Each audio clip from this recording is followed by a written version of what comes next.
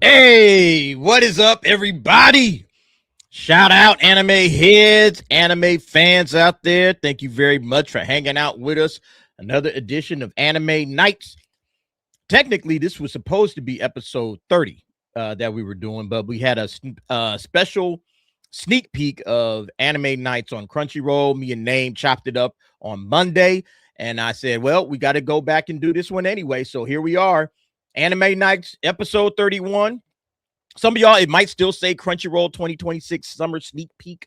That's because that was me that I messed that up. I have switched the topics now, so you can see the updated topics in the description as well as the title. I'm just making sure that it is here, right? Yeah, it is. Okay, cool. So, look, everybody, we're gonna have a good time tonight. Thank you, everybody, for hanging out with us. 23 people in the chat. Make sure you hit the like button. We are going to talk about all the topics, all the things we like discussing, especially when it comes to we like to hit the good spots of anime. So we do like to talk about some of the positive things, but we also got some stuff that's making us scratch our heads a little bit. Netflix put out a trailer that has us all like, what is this? Okay. What in the world is this? We are going to discuss that. We also are going to talk about Hunter returning. All right, the manga is back. That's going to be dropping soon, along with Black Clover. Okay, there's been a lot of conversation about Black Clover lately. That's coming back, so we'll discuss that. Kadokawa is right now under investigation by Japan for some malfeasance, corporate malfeasance, it looks like. So we'll talk about that and see what that means. We'll do our anime recommendations. This time I want to know, what is a shonen that you like that nobody ever talks about? All right. What is a shonen that you really, really like? And you say, man, nobody ever talks about it, though. It's kind of hard to believe, but there are some out there. So we'll talk about that. We'll also talk about voice acting, but not in the East, where we've already discussed it. It is a cutthroat business out there. We'll talk about it over in the West and how it's different and how it's maybe even worse, in terms of being cutthroat. We'll talk about that. MAPPA turned 15 today. All right. They had their 15th anniversary special on their YouTube channel. And so we'll go over what they released and what they discussed.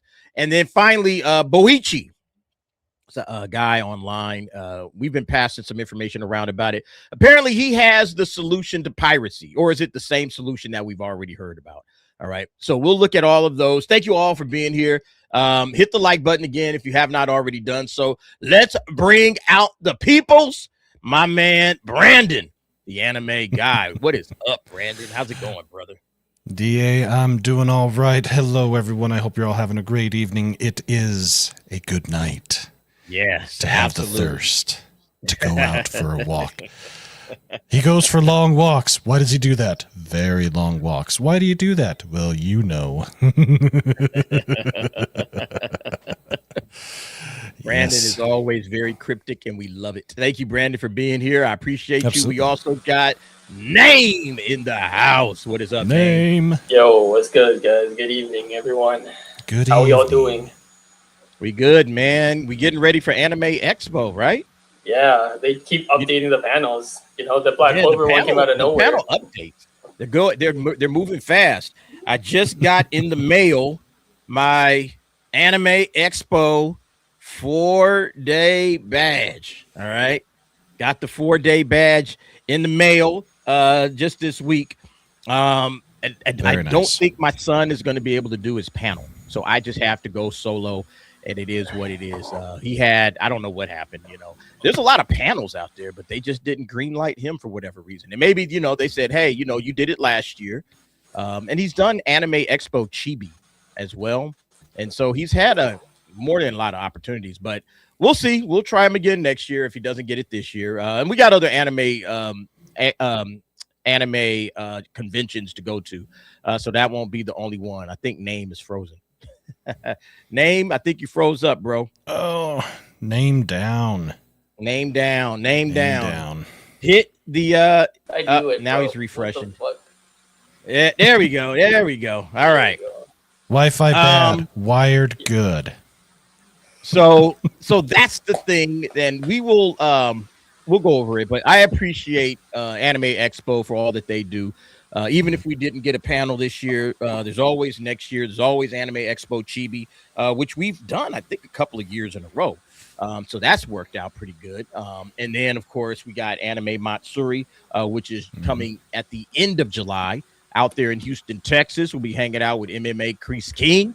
All right. And all the homies down there. George the Giant Slayer is also going to be there. So we'll hang out with him. It's going to be a lot of fun. All right. We already got that one locked in. We've been doing Anime Matsuri man, for like the last 5 years. I think it's going to be our 5th year in a row, having a panel at Anime Matsuri. So if you're in the Houston area, make sure you come and check us out because it's going to be a lot of fun. All right. We got a lot of topics to discuss, but the first thing that I wanted to discuss, I have a question for you guys. Are you guys familiar that there are some good cosplayers out there? You guys like cosplay? Cosplay's cool, right? It's like some good cosplay. Who doesn't love a good cosplay? What's that? Who doesn't love the good cosplayers? There are a ton of good ones. There are a ton of questionable ones. And, of course, they're the ones that you don't tell your other people about. Name, do you like a good cosplayer? Bro, I'm scared where you're going with this, man. Nowhere naughty, I can assure you. I just have a question. Cosplayers, they usually can get it right. They usually know what the fans like. This was Star Wars timeline. Shout out to Ben. Says cosplayers know what gamers like. Why can't AAA billion-dollar studios figure out this secret formula? And not everybody on here is anime. I just thought this was a very, very, very interesting, cosplay is a simple, the cosplayers, they have to get it right. Mm-hmm. They have to get it right or they are done. They will not be a cosplay queen. They will absolutely get roasted out of the cosplay family or the cosplay community. Everybody will laugh at them. So they have to get it right when it comes to knowing exactly how to pull these characters off. But for whatever reason, I was just throwing this out there. This isn't a real anime topic, but gaming, somehow they just can't get characters right. They can't figure out what characters or what the fans really want to see. And I was just thinking, it's the same thing. When I go to anime conventions and I see a really, really, really good cosplay, somebody really nailed it, male or female, I always take time to walk up and I said, great work, spot on. You absolutely nailed that character, whatever character it happens to be. Do you guys ever do that? Well, I've never been to a convention, so I can't say, but or maybe you see somebody online. Maybe you see somebody online. Yeah, you can give them the old Warner Brothers animation studios coyote popping his eyes out and the tongue out. You can do that. Yes, you can. Name, do you see? I mean, Anime Expo always has great cosplayers. Do you ever say, "Hey, good work"? Very rarely. It's not that I don't see good cosplay. I see it all the time. It's just that it's really packed place, and I'm just really trying to get to where I am. And there's a lot of good cosplay, so your brain's kind of overloaded because it's there's a lot of good ones, and then there's some mid ones, and then there's some okay, I understand you probably didn't have the budget for it, but to answer your question, I think it's a matter of love because these cosplayers, well, for the most part, I would say, unless I know some people just cosplay because it's trendy, but I feel for the most part, a lot of these cosplayers, it comes from a place of love, whereas the studios, they're just doing it for money. The most infamous one was the Cowboy Bebop, the Faye Valentine controversy. We were asking, why couldn't you make her look like that? All the cosplayers made it look good, and then they're making all sorts of excuses. Oh, it's not practical. It doesn't look good. It's just bro, come on. The fans have cracked it. It's why can't you? If the fans can do it, you can do it. You just don't want to do it. That's the problem. Yeah. But yeah, I just thought that was a nice little one just to get the day started. We're not going to stay on that topic. I can tell you that right now. Hello, but yeah, nurse. I just love good. That's gonna, bro. Good. What's that? Oh no, am I a bit delayed? I might be. You might be a little delayed, but what were you saying? Yeah, I was just gonna say, bro. If TC's that at Anime Expo, bro, he's gonna be a regular on this panel. Absolutely. Absolutely. All right. Brandon, Yeah. you want to get started? All right. Which one do you want to start with? Well, let's go down the list. We got our anime top 10 for week 11. Oh, name down. Name down. Ah, shoot. Ah, shit. Here we go again. You got a top 10? I don't see the You don't see it? Should have been in there. Voice If not, that's acting. okay. I got it right here. I can pull it up. All right. All right. Name is back. Hold on. Let's bring him back in.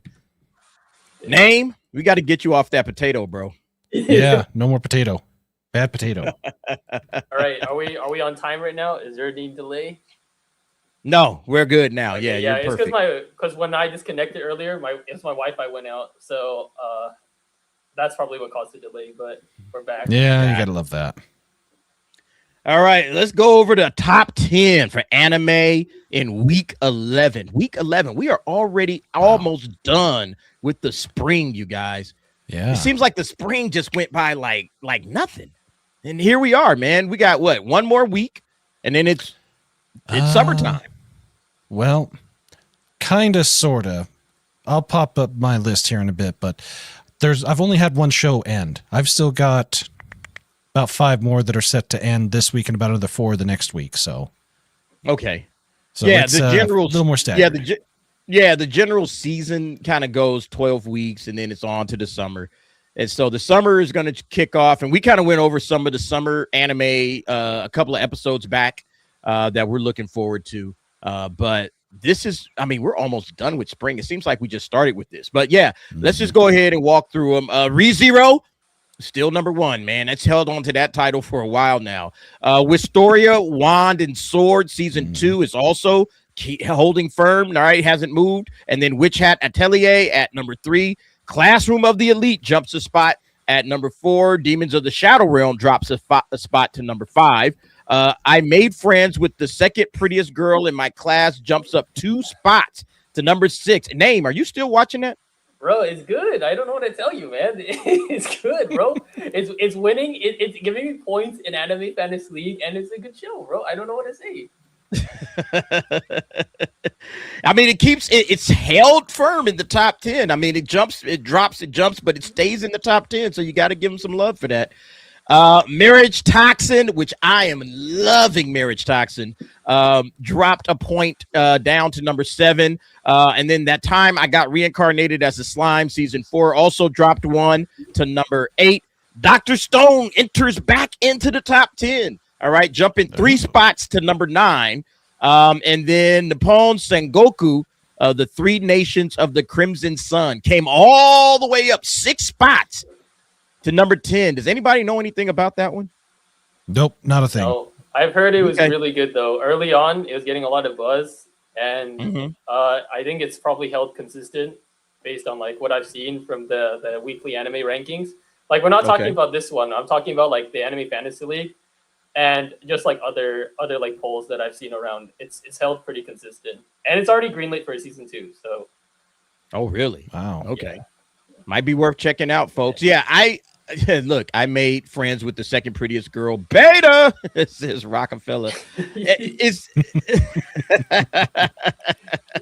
Why she got to be the second prettiest girl? So, is the prettiest girl in class name? Is she a part of this story? Yeah, she's the main part of this story, but I mean, you've seen this trend recently where it's like there's like the concept of a losing heroine and like all these like rom-coms or slice of life, because of course like most stories are like just like one dude, one girl, and then of course you have the occasional harem, but in a lot of these stories like only one girl wins, and then like there are a lot of fans of like the second girl or like the other characters.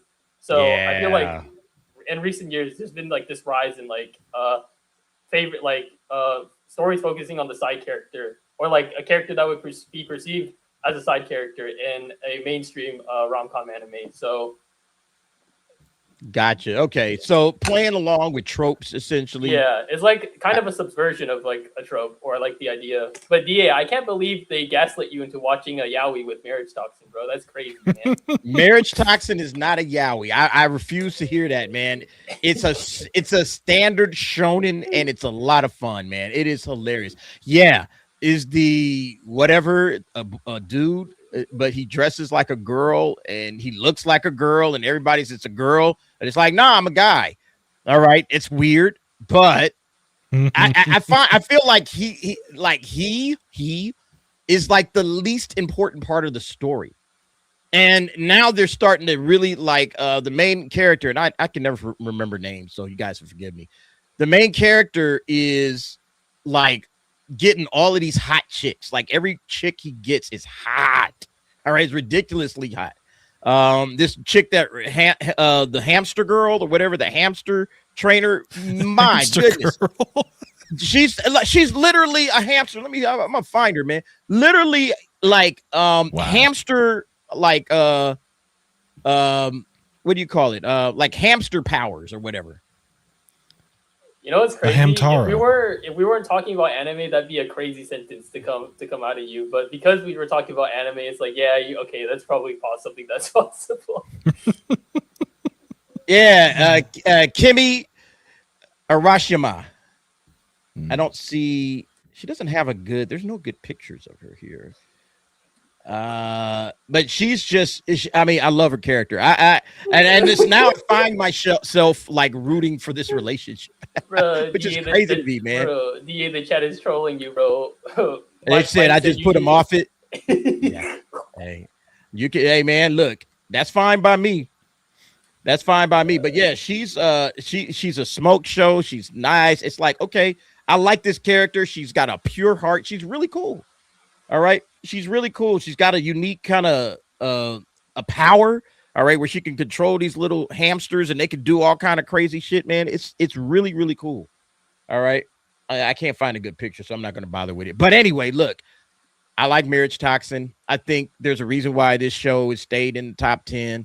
It's good. All right. I think folks will like it if they give it a shot. But yeah, that's it for the top 10. Thank you guys. Zero, it's been doing crazy. Like I every rating site, IMDb, even just like Twitter traction, social media traction, on my anime list, which I use, it's in the top 2 anime of all time right now. That's how high rated it is. Season 4. It's crazy. And they have 8 times this season. 1. It's only part 1 Wow. of season 4. Yeah. So. Yeah. I this is the reason why I'm hanging on to I'm gonna wait and watch it all because I cannot stand when it's a good series. I just want to watch the next and the next and the next. So I'm gonna wait until this season finishes up because I've seen the first 3 episodes and I'm like, I can't. I hate it. It drives me crazy. I'll just forget about it, watch other stuff, and then I will binge watch it once the season is over. How did you dodge 12 to 13 weeks of spoilers, bro? I don't watch it and I see this. I guess I stay offline. I'm good at it. I'm very good at dodging spoilers. That's one thing that I have found I have a skill for. It's like I do not have to worry about spoilers. I do very good at dodging spoilers. You know. Oh, that's good. Yeah. All right, Brandon. Let's get to this next one, man. Thank you for everybody hitting the like button. 45 people. And don't forget, we're also simulcast over on Anime Heads. All right. So get over there and watch as well. Okay. That helps that channel, builds it up. Prime Video has shared a new Ghost in the Shell trailer ahead of the July 7 premiere. This is going to be one of the biggest series of the summer. Bro, I am all in. I cannot wait for Ghost in the Shell to drop, man. Are you guys pumped and excited for this one? Oh, absolutely. It's Ghost in the Shell, and it's real Ghost in the Shell. Shiro Masamune Ghost in the Shell. Not this whatever the hell Shitflix has been doing for forever and a day. And yeah, we're going to shit on Shitflix later, but this is looking primo, top end dope. Oh, I can't wait. Well, let's find the trailer. Should be there. It is. Let's go ahead and play the trailer for the people. Let me actually pop it up into another screen because it'll be easier to do the controls in the player when they embed it isn't quite as good. So just a second here, everybody. Get this reloaded, and there we go. Whenever you're ready.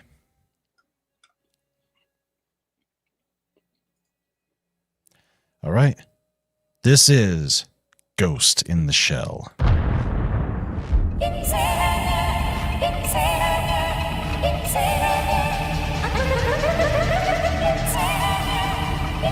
Oh, the Major. I love the Major. She's so cool. She's one of the best cyberpunk-esque characters ever created. Oh, she's so good. Ever created. Oh, so good.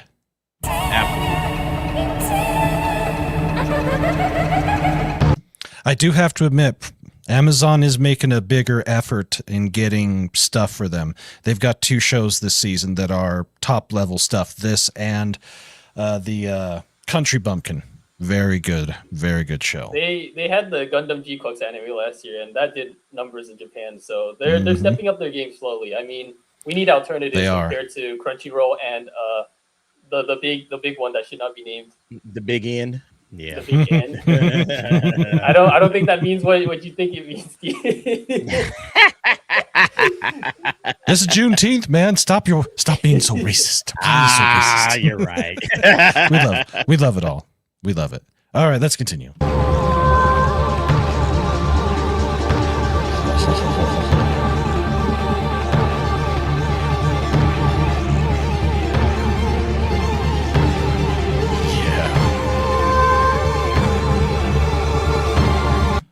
Okay. Batal has always been a bigger guy, but the nose on him looks more like a marshmallow. It doesn't look right. But then again, they're going straight from the original manga, not the movie or the standalone Complex series. So, yeah. Little different looking, but it definitely has that older school style to it, more so than what we're used to these days. And I love it. Absolutely. Yeah.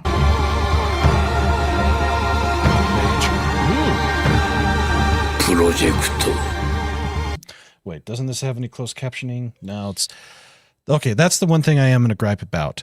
They should have had an English translated subtitled preview by now, and it pisses me off that they haven't. Yeah, but that's just I agree. Let's continue.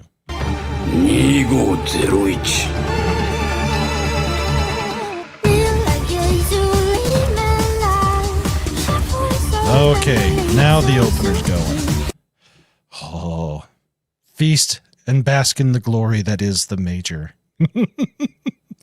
This is serious Major, more like what we're used to. And yeah, this brings me right on back, man. This whole situation, man, just brings me back. Yes, indeed. 公安休暇いずれも首相直属で圧力の効かない組織です。生き物には変化が必要だ。 Ooh, let me back up that just a tiny little bit here, maybe. Get that. Yeah, nothing quite as disconcerting as working on your next prosthetic body.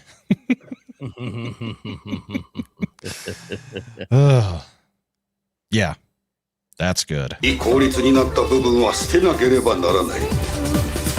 we're getting the Puppet Master. Oh,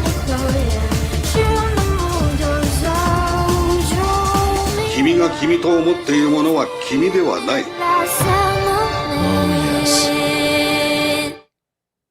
So good. So good. That will be worth having Prime for. That would be worth absolutely. Having Prime.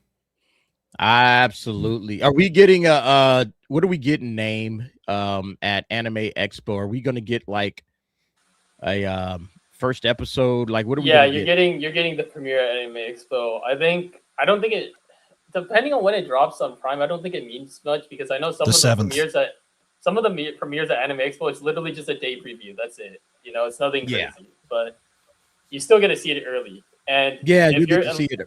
Unless you can dodge spoilers like DA, it's going to be flooding the timeline. Oh yeah, man.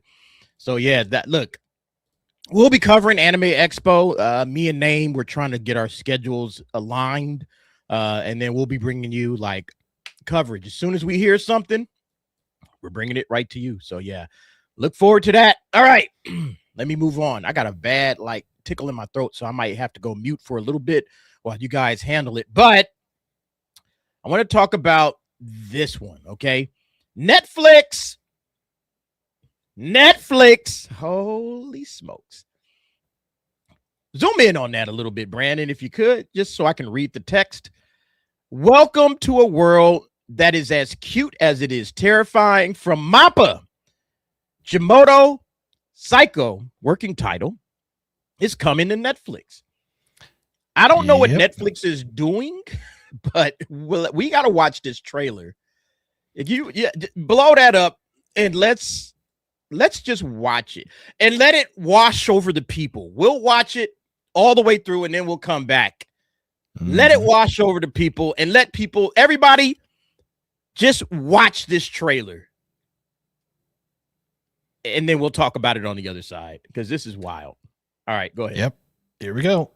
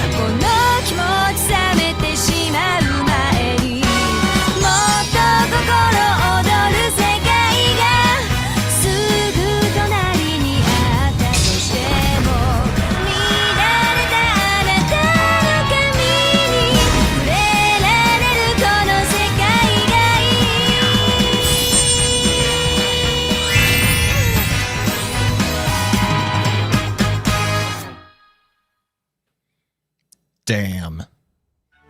What the hell is this shit? Yep, that was my thoughts exactly. What the hell is this shit? This is what they have purchased MAPPA to do. Because let's face it, they basically just bought MAPPA. That's what they did. Yeah. This is what they're releasing. This is their first project together. We've been talking about Netflix and MAPPA. They have a partnership now. We've been discussing it. Netflix is basically bought themselves an anime studio, MAPPA, and they're going all in. And like you said, this is the first project. Wow, it's like Netflix woke up and said, hey, how can we make an anime that's going to appeal to the absolute worst elements of the Black and trans community? Oh, shit. I don't dare scroll down any further. Oh, no. There's some better comments. Yeah, scroll down.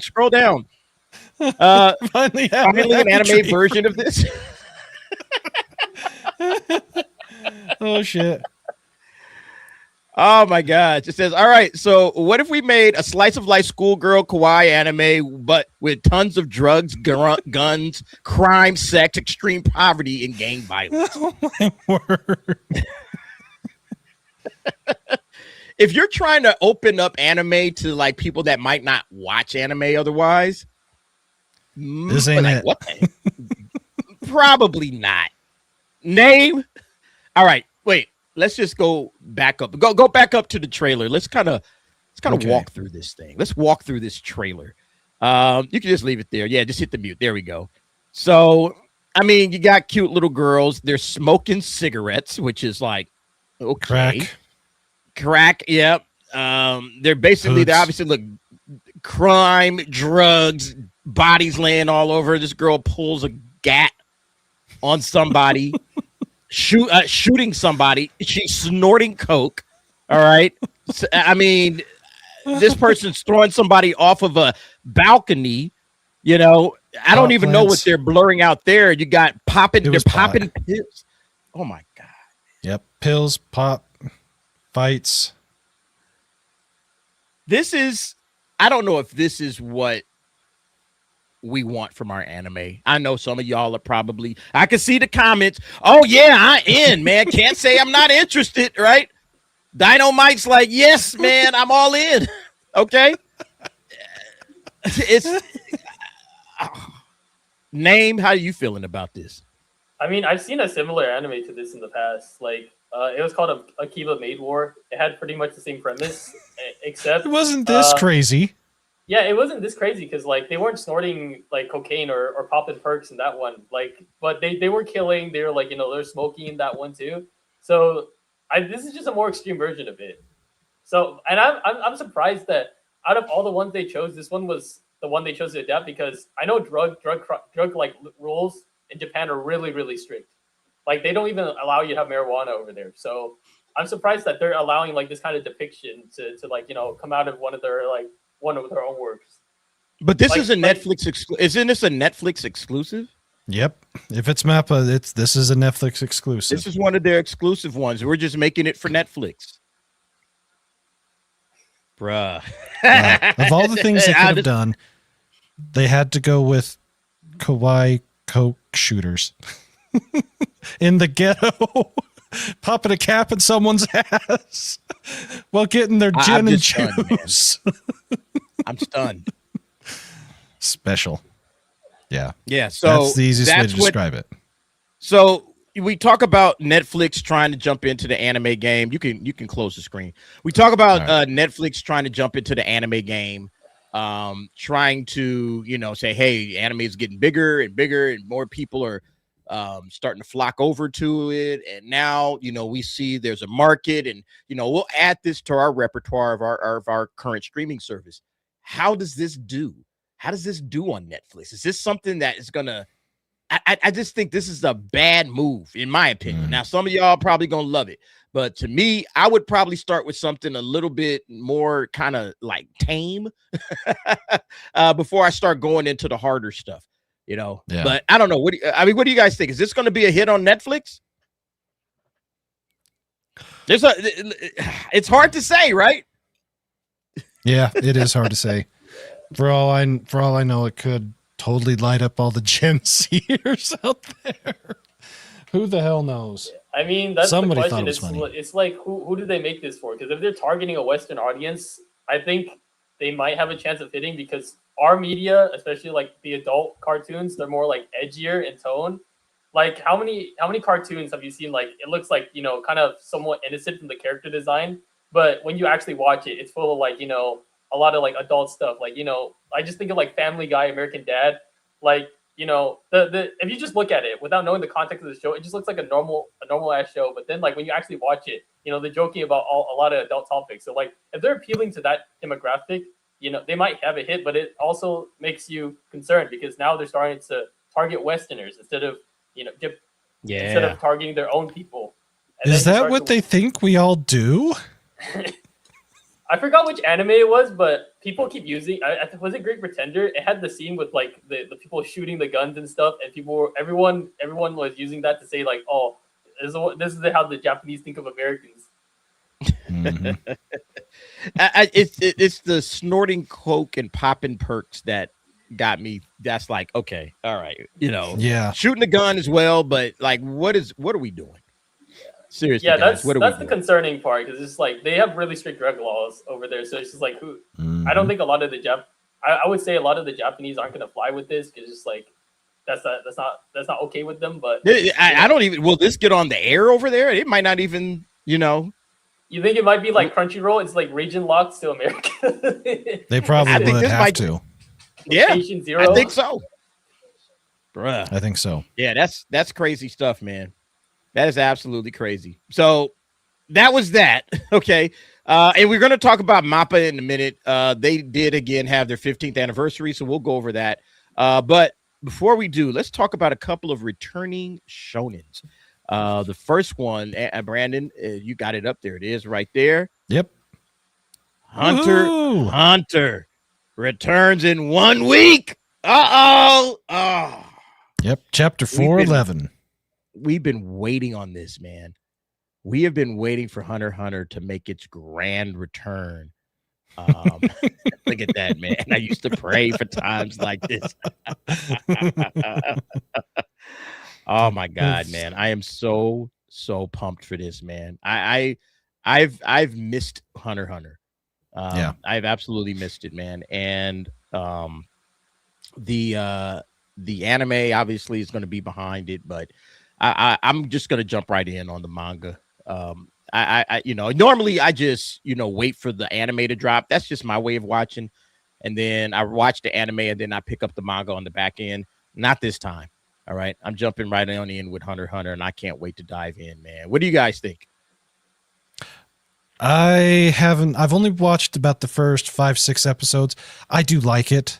I like the whole idea of Hunter x Hunter. And of course, the guy that wrote it is the guy that did Yu Yu Hakusho, but his health has been shitty for a long time. So I'm glad it's good enough again to where he's feeling inspired to get this going. Hopefully he gets it finished, because there's nothing worse than having a work left undone. So hopefully he does get a conclusion that doesn't suck, because we've had way too many manga that have ended really bad this decade. It's been really bad. So yeah. You know what they're saying on Twitter? Absolutely. You know what they're saying? They're saying, because Kagurabachi is going on break for 2 months. They're saying that Shonen Jump sacrificed Kagurabachi just to bring Hunter x Hunter back. They may have. You never know. That's fine by me, man. Look, it's one of the GOATs, all right, as far as I'm concerned. It's like you said, he also did Yu Yu Hakusho. God, what is his name? Togashi, Yoshihiro Togashi. He also did Yu Yu Hakusho, which is legendary as well. He's one of the best mangakas that has ever walked the face of the earth, and for him to jump back into this world, I can't wait. I heard Hunter x Hunter has one of the best power systems in all of anime in terms of balance and explanation. The balancing of nin. Yep, I agree. Yep, 100%, man. But yeah, so that one's coming back. So everybody get excited about that. But we also got another one coming back, and that would be Black Clover. Yep. Yeah. Black Clover officially returns August 2026 with the new ending. So yeah. Get more Black Clover. Zoom in on that, because I want to read through this one. Now this is again, I mean, for those of you who know Asta making it back in, he's a very controversial character. Apparently, I didn't realize he was a controversial character until I got into the series, and then I saw how many people do not like Asta, but I love him, man. I think he's amazing. I think it's more of the voice actor that does his voice acting, but I think he's an amazing character. So yeah, let's just read through this real quick. Black Clover is finally back with a brand new ending scheduled this summer. Following the initial ending of its 11-year run last May, Black Clover is releasing a 15-page follow-up to tie up all the loose ends. The official new ending to the Black Clover manga will be released exclusively in the Black Clover official guidebook per Shonen Jump News, currently set for release in Japan on August 4, 2026. The guidebook will feature official artwork and story content by the series creator Yuki Tabata. Black Clover official guidebook will be released this August alongside the final book of the Black Clover manga. A new Black Clover anime is scheduled for October 2026 on Crunchyroll. Scroll down just a little bit more. Keep going. Both Black Clover Final Volume 38 and Black Clover Official Guidebook are scheduled to be released on August 4. The official English release date by Viz Media has yet to be announced. Crunchyroll's official description of the Black Clover reads, Asta and Yuno are two orphans. We know the topic or whatever. I thought there was something else on here about the next season. Scroll again. I don't see it here. Maybe I was reading it on another. That was season 2 announced. Okay, yes. Black Clover season 2 was first announced in July 2025 with a teaser trailer and a key visual, and Crunchyroll confirmed it would stream the new series internationally. The new season of Black Clover will join fellow Shonen Jump hits on Crunchyroll as the final season of Bleach 1000-Year Blood War and the upcoming anime remake of Dragon Ball Super. So, we got heat coming, man. A new ending to Black Clover, along with a brand new anime for season 2. I am so pumped up for this, man. Why does every what does every mangaka do this nowadays? It's like My Hero did this. I think Black Clover is the next one. I don't know if you count JJK because JJK they released a spin-off sequel manga set like a few years after the original ending. But why can't you just wrap up your story in the original story? Like, why are you all making all these like little compendiums just to like add a few more chapters? Like, it was. And now people are starting to expect more out of you because I know the Chainsaw Man community when they had their ending, it was like polarizing. And then when they announced like those like what's it called, those encyclopedias or those books that were coming out that like they mentioned above that they'll add on the extra chapters to, they're hoping for that because they heard that book was gonna have extra chapters, but it didn't. So like now it's kind of like how I view the post credit and the mid credit stuff that the MCU has started to like push, and now this kind of like the mainstream, like you're just making people wait for more, and sometimes you can't just wrap up your story in the movie. Like you just have to like, oh, actually there's more. Actually there's more. It's like come on, like you can blame Steve Jobs for that. Yeah, that is true. It is a good tactic because it makes you go out and buy these things, but it's just like they got the fans on the string, man. They got the fans on the string. They know what they like. I say, hey, man, you guys. Oh, you like Black Clover? Okay, we got you. We got you. Don't worry. But do you guys think this is a decision from the mangakas themselves, or is it like the editorial pressing them, like, hey, yo, could you make a little something for this? You know, so we need to run it up. You know, like we need something. I mean, every business, you know, it's like if you have a good thing going, and you know that you have a captive audience, I think they probably would ask. You know, what do you think you could do to give us a little bit more of Asta and Yuno? And if you give us a little bit more, you know, but it's up to you. Can you make it work? You know, because you got to go to the creative and ask the creative, can you make it work? And if the creative can make it work, okay, then do it. But if you can't make it work and it's like, I think I kind of finished the story and there's really nowhere else for me to go with these characters, then you just let it stand. But they probably say if you can do something extra, if you got another idea or something else that you want to finish up, you know, he's only doing like 15 pages. So it's not like he's going to write like, oh, man, I got like 10 more, you know, chapters of this thing. It's like another chapter. And then he's going to wrap things up. So it's not like how Oda is going to be, where when he says it's going to be, you know, we're in the final phase. Yeah, 15 years later, we're finally done. We're still in the final phase. Right, exactly. Yeah. All right, look, coming to the stage, we got Cyfax in the house. Hey, what up, Cyfax? What's going on, fellas? Hey, how's the mic sound? Look, I had a rolling, I don't know if it was a rolling blackout, some type of blackout. I don't know. It cut off all the electricity to where I'm at. Usually I keep my computer on all the time. Probably a bad idea. But I went to go jump in on this thing, and it took me 30 minutes to load this piece of crap. So, like I said, I've been trying to get a new computer. This is the reason why it's slow as hell. Man. But if it sounds good, cool. Then all the background stuff loaded perfectly. Good, cool. Right sound good to me. Sound good to you guys? Right on. Yep. Yeah, perfect. I just want to know that we're good. Bro, on the point, like, because we brought up this topic, look, check out the video I dropped in the chat. It just reminded me of this. Hi, chat. Sorry, I had to say hi to the chat, man. You got to acknowledge the chat, man. They're what keeps the show going. Let's go. All right, name. I'll pop it up. All right, DA. Whenever you're ready. You muted DA. Yeah, I'm sorry. If you got it, Brandon, go ahead. I'm ready. Go ahead and pop it up. Here's the last season of my show, sir. The last season? That is crazy.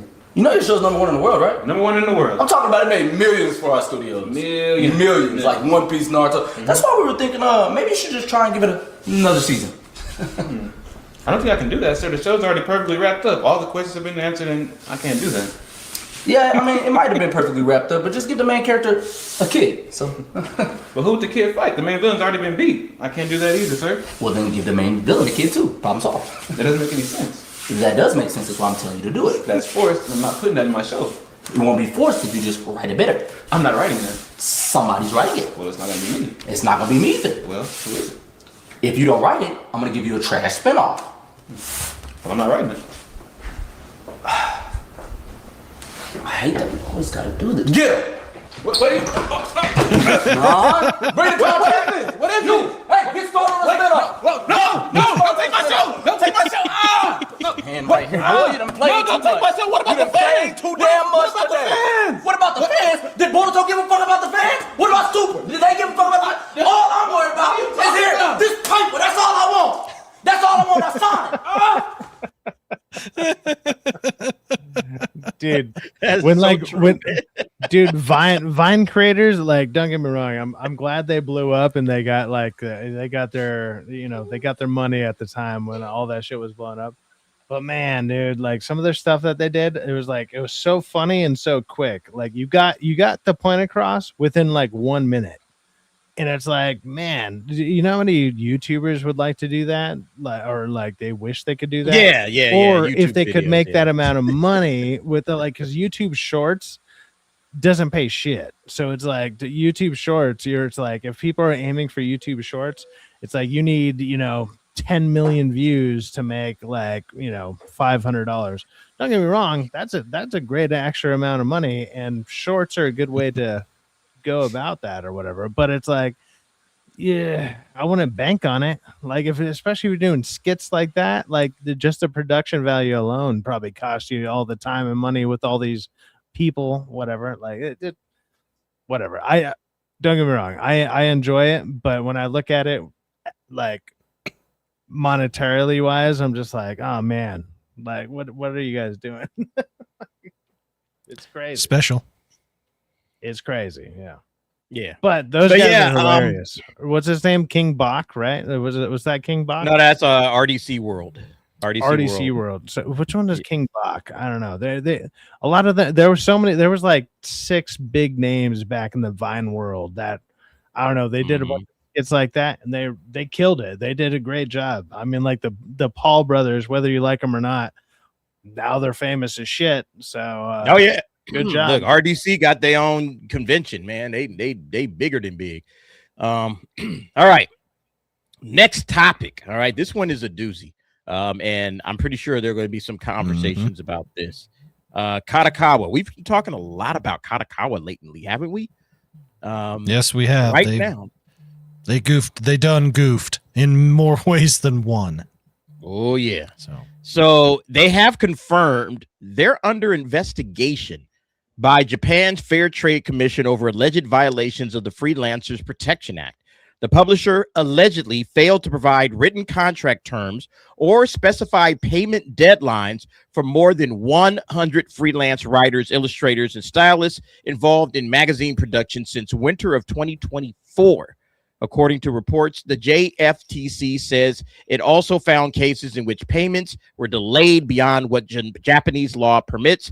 Kadokawa says it is cooperating with the investigation and will disclose further details if necessary. This is bad. This is one of the biggest manga publishers out there. And it seems like they're just basically just screwing over everybody, man. It's like the almighty dollar over the just runs these creators. dudes.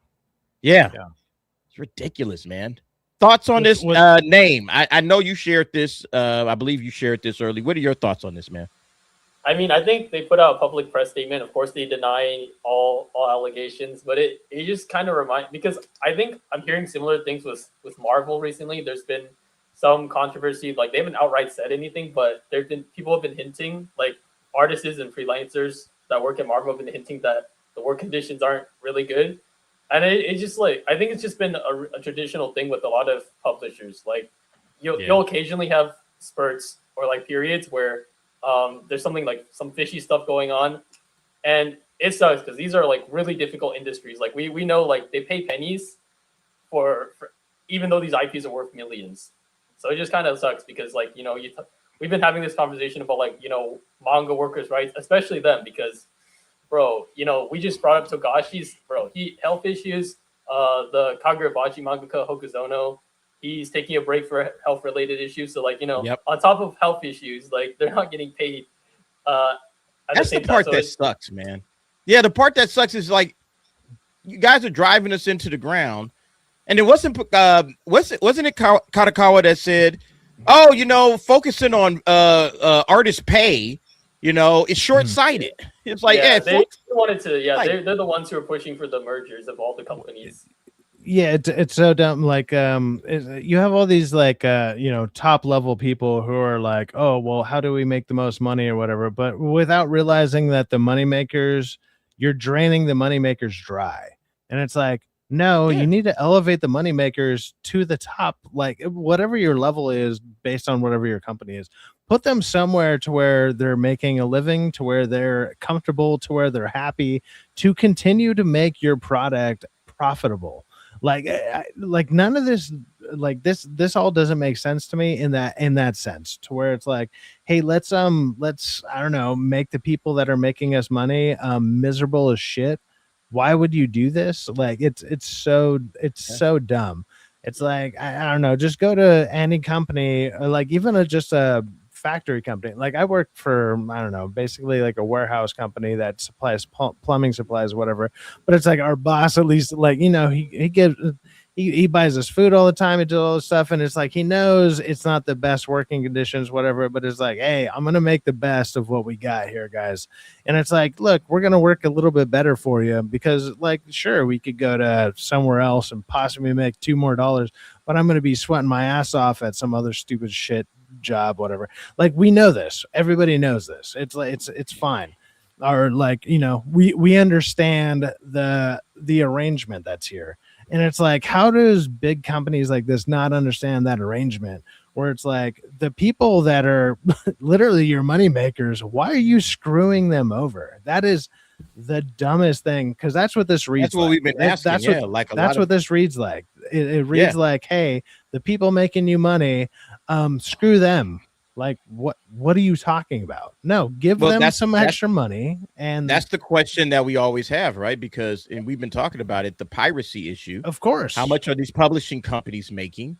Are they able to turn a profit and pay all the people that are responsible for their success? Are they able to do this if piracy is a thing? We're going to talk about piracy because we seem like we talk about it every week in a minute. But we're going to talk about it. Wait. When Kadokawa has to...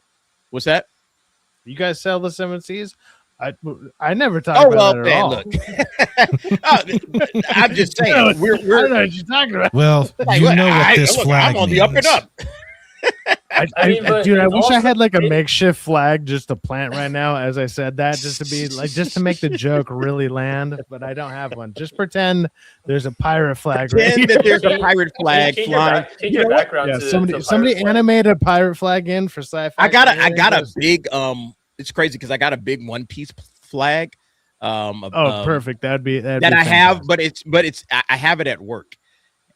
It's a great conversation starter at my job because it sits right behind me, and then people walk by and they're like, "Dude, you're a One Piece fan?" I'm like, "Oh hell yeah!"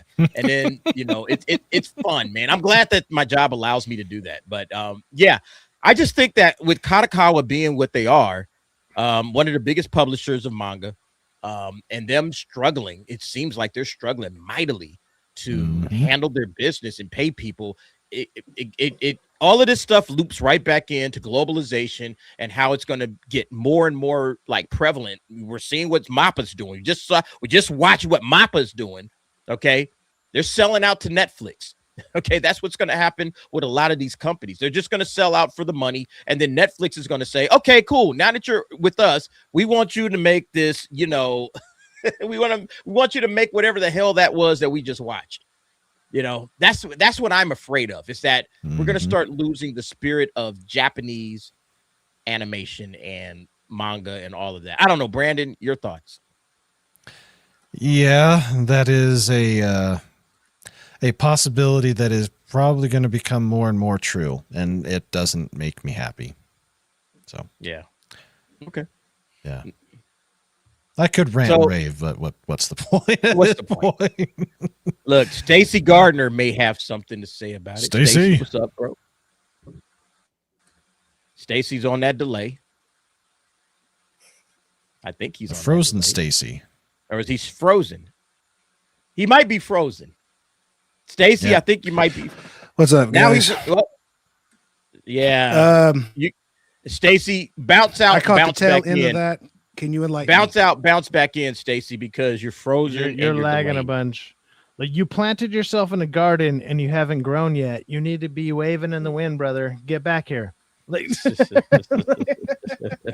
drop out of the stream. Just close it out. Click the link. Come back in, and that might help things. So it helped Name. Name was going through that also. yeah, or try a different and that browser. Sometimes the browser can be a problem depending on what browser you're using. Windows just doesn't cut it nowadays, guys.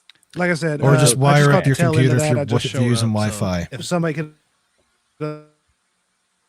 Yeah. We'll when I hate that. I hate it when that happens. That's why you have to wire your computer directly to your router. You can't trust Wi-Fi. Oh yeah. Don't trust Wi-Fi. Wi-Fi asshole. Yeah. Well, I use Wi-Fi and it seems to work out okay. So don't jinx me, friend. Yeah. I mean, but Well, if you look at their Name- suggested, they always say wire up. Don't trust the Wi-Fi. Use the hard wire if you can. So if you can. You were saying, but Name? going back to the manga conversation, I think they also have to start rethinking the weekly model, weekly Shonen Jump. I think the quality that they ask out of the mangakas within the time frame that they're given, I don't think it's sustainable because even they have assistants too to help them. It's not just one guy doing it. If it was one guy, oh boy, that man, no one would want to work in manga.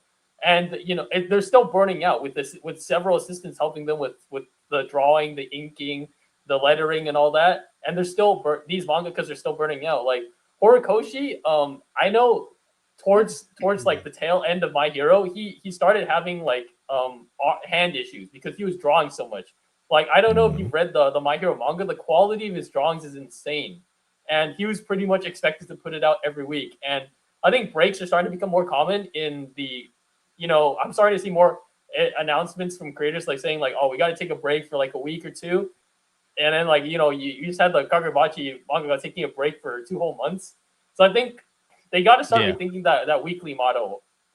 Or even if they may have to like start thinking about like a rotation. Like, we're not going to have One Piece every week. It's like maybe One Piece every other week, because you got to give creators time to rest. And like Tyvek said, like, you got to give them time to work. You have to keep the morale up because if they're expected to do this every week at the quality that the fans and the editorial asks them to do, it's insane. Like I asked, if you guys have seen any of those videos where a day in the life of a mangaka or a week in the life of a mangaka, it's crazy that they have so little time because not only do they have to draw, they have to meet with their editors at some like bar to discuss like, okay, because they have to show them the work and then they have to make changes and then it goes to publication. It's crazy, dude. Like, what I mean, I to be fair, I've not seen those. Like, I'm not gonna lie, Name. You show so many videos in our group chat. I wish I could watch them all.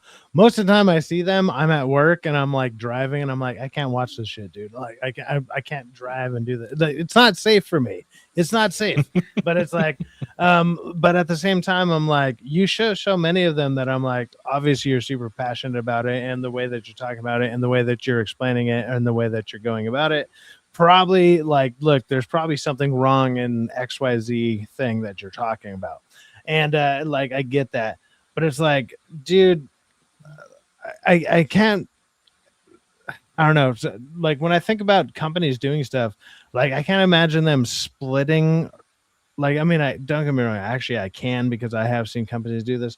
But in my opinion, I would say like, don't split your company that's doing one project into 3 to 4 other projects. But it kind of sounds like that's what they're doing. It's like, hey, think about 4 other projects while you're working on our main one. Like, is that what's going on there? Because that's what it sounds like. I mean, I might be exaggerating with 4 projects, but still, even 2 projects while you're doing that kind of animation is still like, if you're splitting it between 2, like you're thinking about 2 different things all the time. Like that's crazy. Like that's in terms of animators. I think there's some that have to do that because I know animators they juggle a lot too. Some of them were working multiple different series. But sure. In terms of mangaka, which is like the equivalent of a comic artist in the West, like some of them, like the big ones, like let's just say Oda, for example. He has to work on his manga. He's got the live action to think about because they got to consult him. He's got the anime to think about because they got to consult him on stuff like that. So it's not just the manga that he's doing. He's because of how big that manga is, he's probably overworked. In that way, he's like because he's not just Yeah, having to think about it like you're $1 billion freaking anime out of nowhere kind of deal, or like Yeah. you know, maybe like, don't get me wrong, it's awesome, but all of a sudden that gets thrown on you as like, say, random guy number 3, and all of a sudden your shit blows up. You're like, holy fuck, how do I deal with $1,000? How do I deal with $100,000? How do I deal with $1 million? Oh no, I'm dealing with $1 billion or multi-billion-dollar freaking franchise, kind of out of nowhere, just because everybody loves what I wrote and did. It's like people like that don't just like, you don't adapt instantaneously. Like there's levels to that stuff. That's why usually you see people become, you know, in the order I just did, 1,000, 10,000, 100,000. You know, I mean, just go along the list, and hell, you reach 1 billion, and then all of a sudden you usually go around like that kind of list or whatever. And so when somebody goes from let's say maybe $100,000 to $1 billion, you skip like 17 steps, dude. Like, and now you have look, I want to let some bullshit to deal with. Sorry. Let me let Stacy weigh in on this situation. Kadokawa, they under the pressure, Stacy. Now they're being investigated by Japan. This is the same company that was questioning. Oh, well, you know, not that they were questioning paying their manga artists, but they're saying, that shouldn't be like the focal point of where we are right now, making sure that the manga artists get paid. How do you feel right now about where Kadokawa is? Is this a sign of things to come? Are other anime, or excuse me, manga studios, or not manga studios, publishers, and maybe anime studios as well, are they all going to be going this direction? Yeah. Is he still delayed? He's saying that he's having signal problems tonight. On the private chat, read the private chat. Okay. He says he needs to bounce. He needs to bounce. Okay. All right. Sorry, Stacy, man. I don't know what happened, man. Yeah, work on that, man. Work on that signal, man. All right. We'll look, Stacy will be back. All right. He's not going anywhere. He will be back. My Go Cleavitus punished him for not finishing the show. Yes, sir. That's what we How did you not finish Cleavitas, dude? That was a great show. I didn't finish it, man. You need to. I got 4 episodes. I'm going to binge them this weekend, and I will be caught up. And then I've already seen episode 1 of season 2, so I'll be ready. All right. But yeah, to be fair, I didn't like the way the Cleavitas ends, but bro, you missed it on when we did the Crunchyroll Anime Nights Monday stream. Stacy and DA were moving I did. They were moving like the Crunchyroll Anime Award panelists, where they haven't even watched the show and they're commenting on it. Oh, dude, what is happening?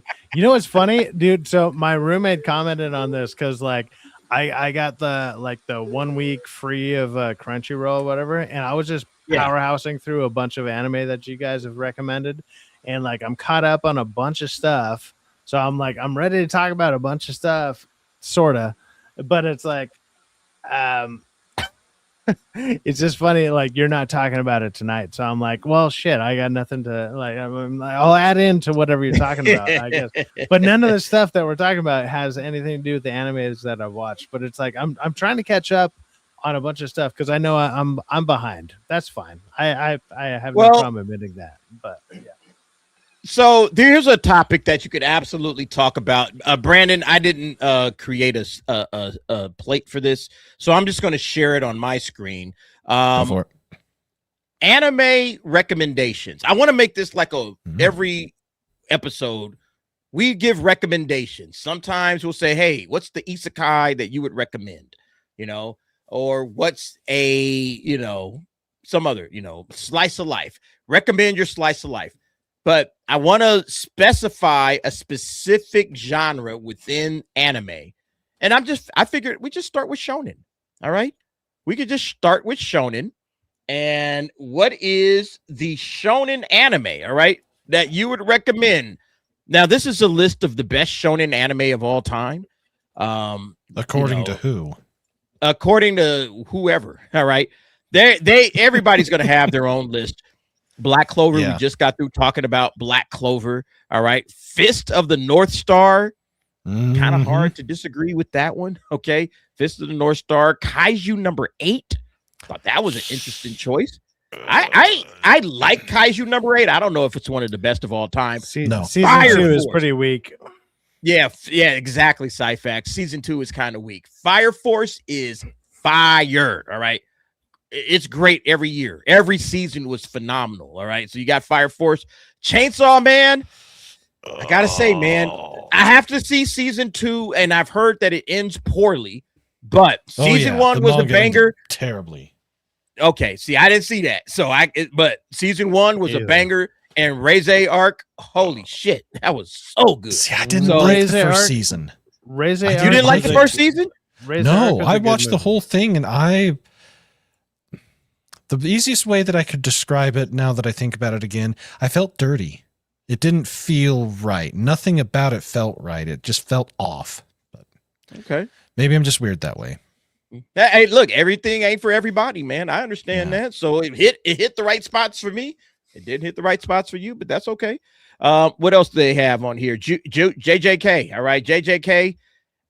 I love JJK, man. I love it. All right, this is one of my favorite anime of all time. All right, and I'll fight anybody over that. Okay, My Hero, that's Name's favorite. Name will always swear by that, and any whack spinoffs that it happens to produce, they're gonna love. Bro.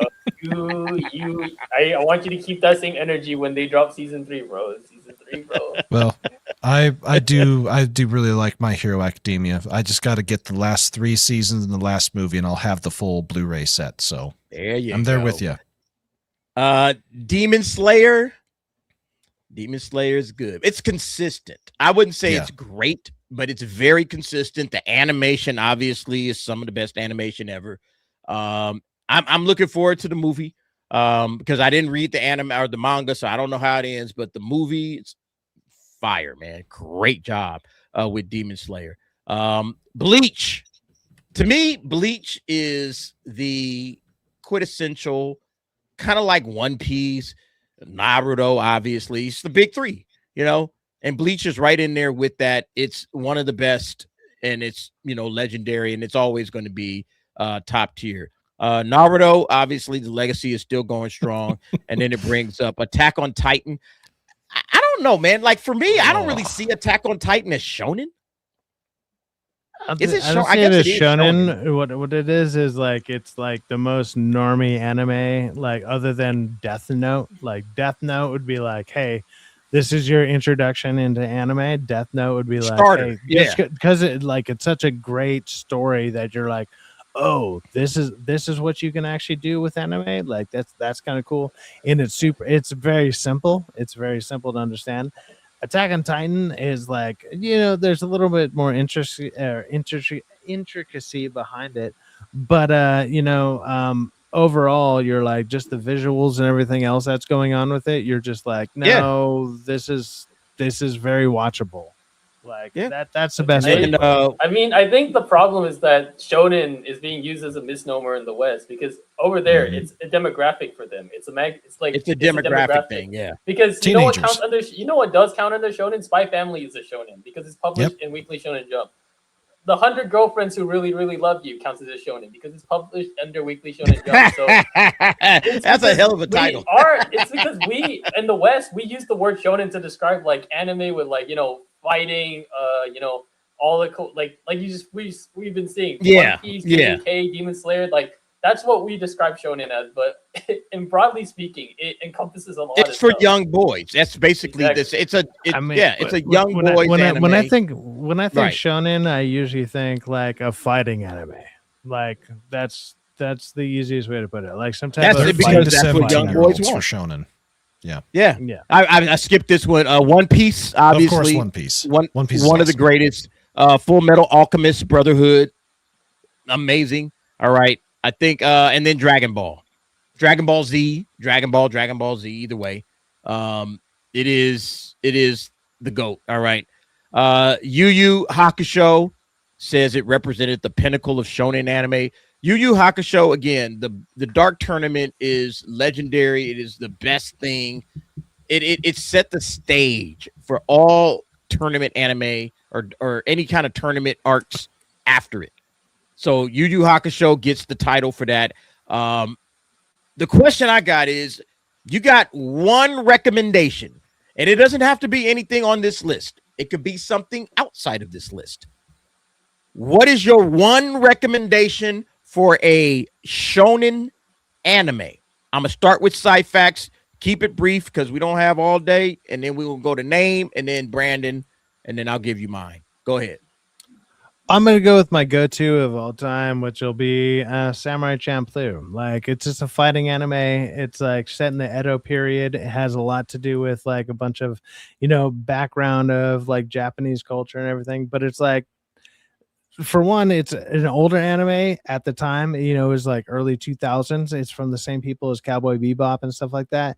And just the fighting style and the way that they use the environment. This is one thing that I always try to emphasize whenever I talk about this anime, is the way that they use the environment. Like, they're jumping off the walls, like the walls are breaking as they're using their weight against it to push off and stuff like that. It's like, it's so detailed in the way that they're doing it for such a time that they did not do stuff like that. I think it's like top tier all the time, every time. I mean, I will always say this. There's a reason I got a tattoo of it. I love these characters. I love everything about it. It's a short, simple story, 26 episodes, if I remember right. And it does its job. And that's one I can always recommend to anybody who ever wants to start anime, because it's an easy watch for anime. Even if you don't watch like Death Note and stuff, just go watch something like Samurai Champloo. And it also has a great English dub, because there is a Japanese dub or a Japanese regular version or whatever, but I've only seen it. Well, I mean, I've only watched it in the English version, and it was fantastic. Like, the voice actors are phenomenal. So check that out. Like, that would be the best way that I could. That's mine. There you go. That's it. Sorry. I already talked too long. You already talked too much. Yeah. Talked too much. I don't know about this one, Infamous Eli. Kaiju number 8, season 2. No. I can't say. Hey, he's allowed to have his opinion. I mean, for me, I feel like it's the same problem I have on my Okay, name. I see you shared something. You want me to bring it up? Well, after I make this quick point about Kaiju 8, I feel like Kaiju 8 it's my same problem I have with My Hero. They used their like big, they blew their load too early. Like, the reveal, I feel like there's a world where you could have kept that, that Kafka reveal into like way later, instead of doing it in season 1, because I feel like there's a certain like, bit of intrigue, and there's a lot of dynamics in the way, like, you can see him like with the squad, and then like, what he has to do is like, a vigilante. I feel like there's a whole world where you could have like, you could have made a whole story out of that, but what can we do? But for my recommendation, this is one of the more recent ones. Wait, hold on. You said blew your load too early. Yeah, bro. That is a damn pause. Pause. All right, now we can you move had some on. pauses All right. earlier, DA. You're saying it's all the right spots, bro. Like, but okay, this is my pick. It's a bit recent, but I think with the rise and prominence of Spy Family, I think this is another like pretty good one. This is a slept on one. Mission Yozakura Family is really good. This is the first season. It's a bit long, 27 episodes. But it's a really good show, because you have the action aspect of it, and you also have a bit of a love story with the two main characters. And I think it's just really cool. The cast is interesting, the animation is really solid, and the story is like pretty good too. They have a pretty unique power set. So it kind of toes the line between fantastical but also a bit of groundedness with the spy aspect. So I like this about that show. Not many people talk about this, so I would check it out if you have time. I know 27 is a bit of a commitment, but it's getting interesting. Season 2 is out right now, and it's one of my favorite watches every week. Like DA has Demons of the Shadow Realm. That's his I gotta watch that. Yozakura Families, I gotta watch that every time it drops. See, you're kind of Wait. We got to move. Brandon. All right, let's get through this, and then we'll circle back. Brandon. Your shonen recommendation. Depends upon how far back I want to go. My biggest problem is some of the stuff that is discussed is not shonen. Like Fist of the North Star. That is not a shonen series. That is a seinen series. That is for adults. It's the same with Vinland Saga. It is not a shonen series. It is a seinen series. It is for adults. Having said that, I have to go. I'm going to cheat just a bit. I'm going to do 2. And because I have them, even though I haven't finished them, Dragon Ball, not Z, go to the original. Start with Dragon Ball. Yes. Then you can go to Z. And I do think because the second part with a shonen series, 26, a shorty series or a OVA with no manga backing, that's not a shonen series. That's an OVA series. Because of that, I would have to go with something like Yu Yu Hakusho. It's not the longest, it's not the shortest, it's at that right length. It is completed, but it's not a single season complete. It's not, it's got the manga's complete. Something like these two would be perfect. They are the best way to go about starting off a shonen journey. So yeah, those would be the 2 that I would do. And I agree with you. Yu Yu Hakusho is my starter recommendation for anybody. Hey, you got a kid, somebody young, a young boy that's into anime, and it's like, hey, what do you recommend? The first thing I ask is, have you watched Yu Yu Hakusho? And most of them haven't. So I said, watch Yu Yu Hakusho. Yeah. That is my recommendation. I think you will not hate yourself. You will not be mad. You will enjoy the ride. It is an incredible story. Yusuke Urameshi is one of the best shonen protagonists. All right.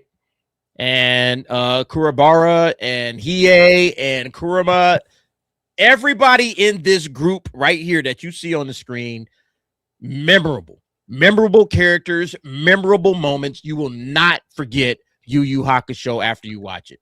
Okay. Hey, one second, just to cut in, just because I noticed Stacy did chime in the chat. Oh, he was saying Yu-Gi-Oh. There you go. Mm-hmm. That's his recommendation. There you go. There you go, Stacy. Even though he can't be here with us, he is still chiming in. He's got Wi-Fi issues and he's going to straighten those out. But yeah, thank you, Stacy. Yu-Gi-Oh. Nothing wrong with Yu-Gi-Oh. I've enjoyed some episodes of Yu-Gi-Oh. But I think get out of here with that. All right, let's move on. We got another topic to talk about. This one, in my opinion, is kind of a big issue right now, especially when it comes to dubs, subs, and so on. Voice acting in the West. All right.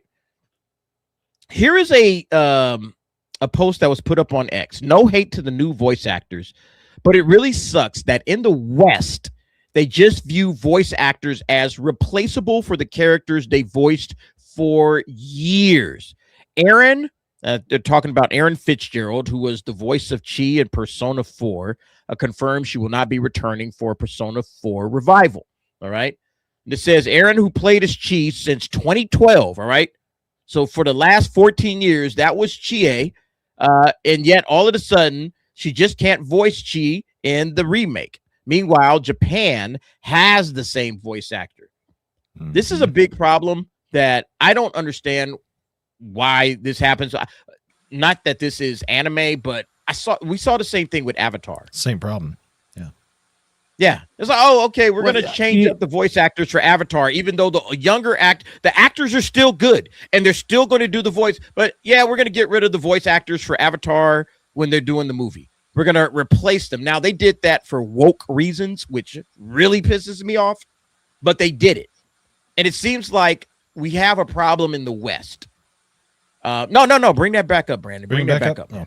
Yeah, bring it back up. I want to. You already nailed it. Like I was about to just say that. I mean, like you already know the problem. It's the West. The West has a problem with this, and actually, it isn't the people who actually watch and or listen and or like I don't know care about this stuff. It's the people that are virtue signaling for this bullshit. That's the only people who care. Oddly enough, those people don't even freaking watch this shit. So what the hell are we talking about? Like, it's the craziest thing. Like, yeah, I just wanted to read the quote, Brandon. Thank you for bringing it back up. But no, you're right, Cyfax. It's frustrating to the fans. All right, the fans, the people that are fans of this person that did the voice acting. She just said, "I celebrate that the experience happened. I am grateful that I lived it fully." So it's like you clearly, she's not she can still do the voice. I've never watched Persona 4. I have no idea what it is, but it's the same thing that we dealt with Avatar. It's like they're getting rid of these voice actors that have done it. And there's the other half of this. And I wanted you to bring that up too, Brandon. The next link, it's the Instagram post. So get that going. This is a different, like, I guess, sphere when it comes to voice acting. All right. So I don't know if you could zoom in on that a little bit so that the folks can see it. All right. So it says here, this is for the West. All right. This has nothing to do with Japan. This is strictly for the West. Anime casting isn't based on talent.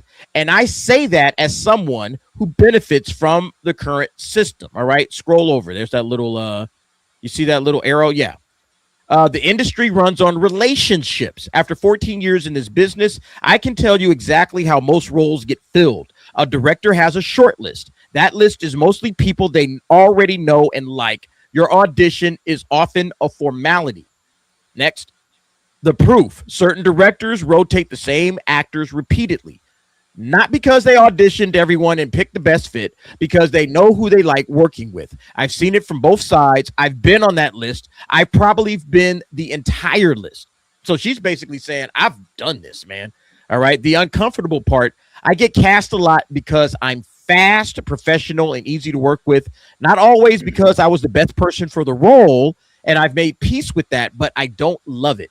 Because somewhere there's an actor who was a better fit for that role and never got the call. All right, we got like 5 more roles on this, or 4 more. The flip side, the roles that mean the most to me are blind auditions. I don't know who this character is. Algie is one of my favorite characters I've ever voiced. The director didn't know me. He cast me because of what I did in the room.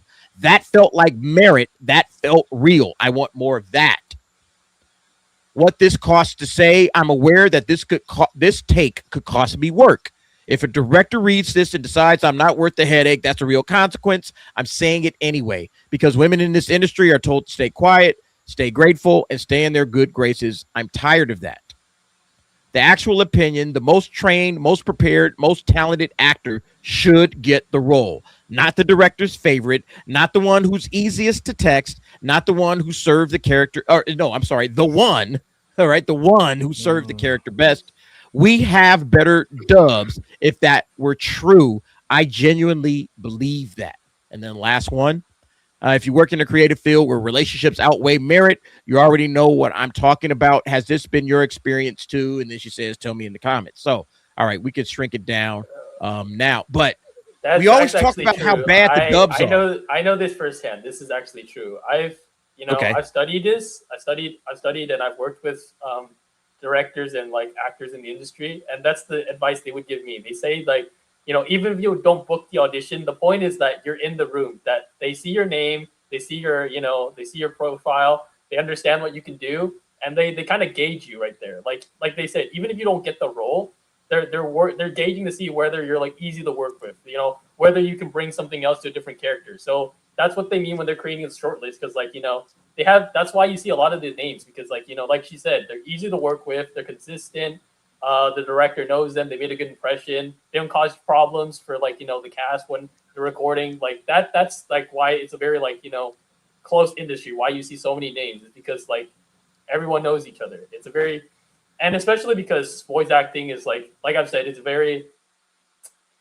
one of the lowest paying ones. It's nothing like there's no like crazy A-list ones unless you're going to like the big Disney movies or anything. So it's just really like all the same people like working together, and like they're really just trying to like scrape as many roles as possible. But yeah, that I can understand what they mean, because I've seen that first experience firsthand, where someone you could tell that they weren't the best for the job, but they, because of all the things she listed, consistency, they're easy to work with. They don't cause any drama. That's the reason why they get in over someone who actually deserves it. Especially because a lot of animes coming out, it's a very time, and they also wanted to try to simulcast it, where they air the sub and the dub at the same time. It's a really time-sensitive thing. So they kind of want to just get this out as quick as possible. So there's really no time to put in work. I've seen anime dubbing where they just tell you, like, oh, we don't get time to prepare or like read the script beforehand. We just kind of see it as we do it. So they don't have time to think about what I actually say in the situation. It's more of how like they just literally get thrown the script at them, basically. So they don't have much prep time. So they're really choosing actors based on like, okay, how well can you improvise, and all that. So it is really difficult. So like she said, even if you're the greatest actor, like, if you lack something like that improv skill that can help them turn around anime dubs quicker, they probably won't select you because your process is a little longer. And see, that sucks, man. Like, they should pick the best actor. Like the problem with dubs, I have a lot of problem with dubs, but the biggest problem I have is sometimes the actors are just not good. Even if honestly, even if it's not, we added something to it, no. Sometimes the voice acting is just not good. I would rather hear the original voice actors. Like Name has already explained to us, these guys go through the gauntlet to be a voice actor out there in Japan, and they're working hard to do it. To hear that, oh, we're just passing people along. Oh, you're the director's favorite, and we're just gonna let you be that. And I'm like, that sucks, man. That is absolute garbage. This is a problem that I've observed from just viewing the dub industry or just the Western voice acting industry. I think it's the executives that don't really care about it, because everyone involved cares about it. MMA Crease Kings talk to people.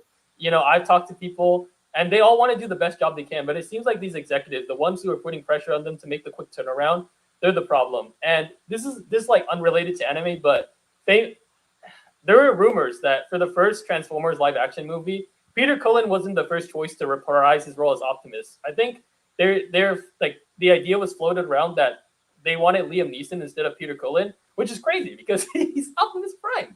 Why wouldn't you bring him back? Yeah. And I think that's another big problem that the West has with Legacy. They're a little more open to the idea of multiple interpretations, whereas Japan, they have people, they have different interpretations for characters too. But most of the time, unless they're doing a completely different interpretation, like a remake, or they'll just bring you back. Like, unless you committed a serious crime, you passed away, or it's a complete remake, new direction, they're going to bring you back. They've had the same Goku voice actress for years. They've had the same Naruto voice actress for years. They've had Luffy for years. They don't, whereas in the That's West, how it should be. That's why it pissed me off that they did that with the Avatar actors. I'm like, man, you should have Toph, especially Toph, because I think she does such a great job with that voice. She is so amazing. And the fact that they're not including her in the movie, it really pissed me off, guys. Even real if quick, it's not like real quick, I gotta hit the bathroom. Yeah. Talk amongst yourselves. I want to hear Brandon's take on that. Brandon, tell the folks what you think about it. I'll be right back. Well, English dubbing typically sucks. There's no two ways around it. It does remind me of one of the recent shows that MAPPA has been doing, Ranma 1/2. The original Japanese voice actor and actress for our Akane and, of course, Ranma, they were asked to come back and voice Akane and Ranma in this current season. And they've been doing that. And since they've known the characters for 30 plus years, and of course, since they're Japanese, they put every piece into it, and it works out better. It's the same thing with back in the 2000s with the Hellsing. They brought back the voice actors from the short-lived TV series because the manga wasn't completed, and when they did Ultimate, it worked because you already had established voices for the specific characters, and in their own way, it worked just fine. So yeah. It's one of those things. It's one of those tough things. And it would be nice if they would give the English people more time to actually read the script, figure it out, and actually voice act instead of just, oh no, here we go again. This is where I'm at, like I'm in like slight disagreement, because don't get me wrong, I like these people to obviously anybody who's doing any of these things to do the best job possible, right? But like if you're someone that, like you guys brought this up a couple times, like, oh well, what if you're late? What if you're doing this? Whatever. Look, anybody who's worked any job ever, like nobody wants anybody who's late. Nobody wants to deal with that, whatever. And it's like, well, what if the person who's on time all the time, who's hungry or whatever, maybe they're not the best person for the job right now, but they can grow into the job later. I'm going to fucking take that person over the person who's too fucking high and mighty all the time because, like, oh, well, my voice, like, no, don't get me wrong. If the voice is already established, fine. Hey, your voice is established. Maybe you got some clout there, but you're trying to get in on something that's not already established yet. Don't be fucking late. Don't be doing all this shit. Don't be fucking, prancing around doing all this other shit. I don't care for that, because the way that the way that this is described sounds like, well, we're out here trying to get the job, be the person for the main job, like we're establishing something new, right? So if you're establishing something new, I don't know, you should be the person there as early as possible. That you should be the person who's running for that. You should be that, like, dude. I don't know, that's just the way that I am at any of my jobs that I've ever had for the last 22, 23 years. I've been working since I was 15. So it's like, I'm always the first one there or whatever. Like, I don't mind, because whatever, it's a job. I understand. Well, but the way that this like, is being described, it's not, it sounds like it's just care. who the director likes. Yeah. Some of these other things It's are more true, superficial type things, whether they're on time or not. They can work true. around those things. It's not something that they, if, No, especially but living out there it also in LA, sounds like you got to deal with. No, but it also sounds like because of that, they're giving preferential treatment, because they're like, well, the director likes them, so they can just fucking, there's around the There's probably the part of that set. too that's going on. Yeah. There's something to be said for people that show up on time.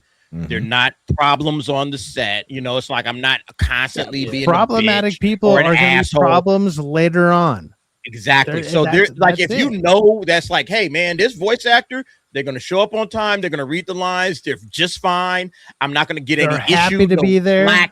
They're happy. They're not crying and asking for more money or whatever. They're just going to do what they're. Hey, I'm just here to work, and I'm like, okay, cool, because we all know that there's certain people that I just want to work with just because I like working with them. Because hey, man, they don't give me no stick. All right, like everybody on this panel, it's like, hey, man, these are my homies. I love these guys. It's great. I like hanging out with them.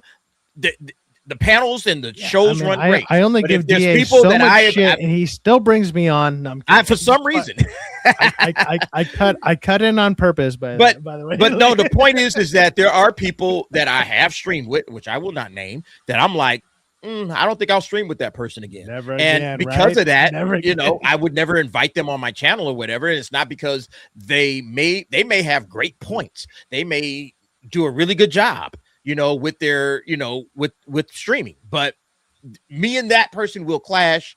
No, thank you. Like that's just the way it is. So I get that side of it. But at the end of the day, I think most people that they would probably, like she says, it's a problem. And I think we would get better dubs than we do if we actually just cast people appropriately. Don't just cast your friends or people that you've worked with, So that's a problem. It's the reason that I brought this topic up is because how Name always talks about how things are in the voice acting industry in Japan, how cutthroat it is, how you really have to be good. All right. And how hard they work at being the best that they could be, and that's like, contrast that. You need to be good. You need to be great. You need to be phenomenal. You need to be the top tier. You need to be the top of the pile to where nobody else knows that name other than you saying it. And I saw somebody say it in here. I like listening to voice actors and recognizing voices. It's like, oh, that's the it's fantastic. Yeah, dude. How many times do we do that? How many times do we do that? Like, I would look.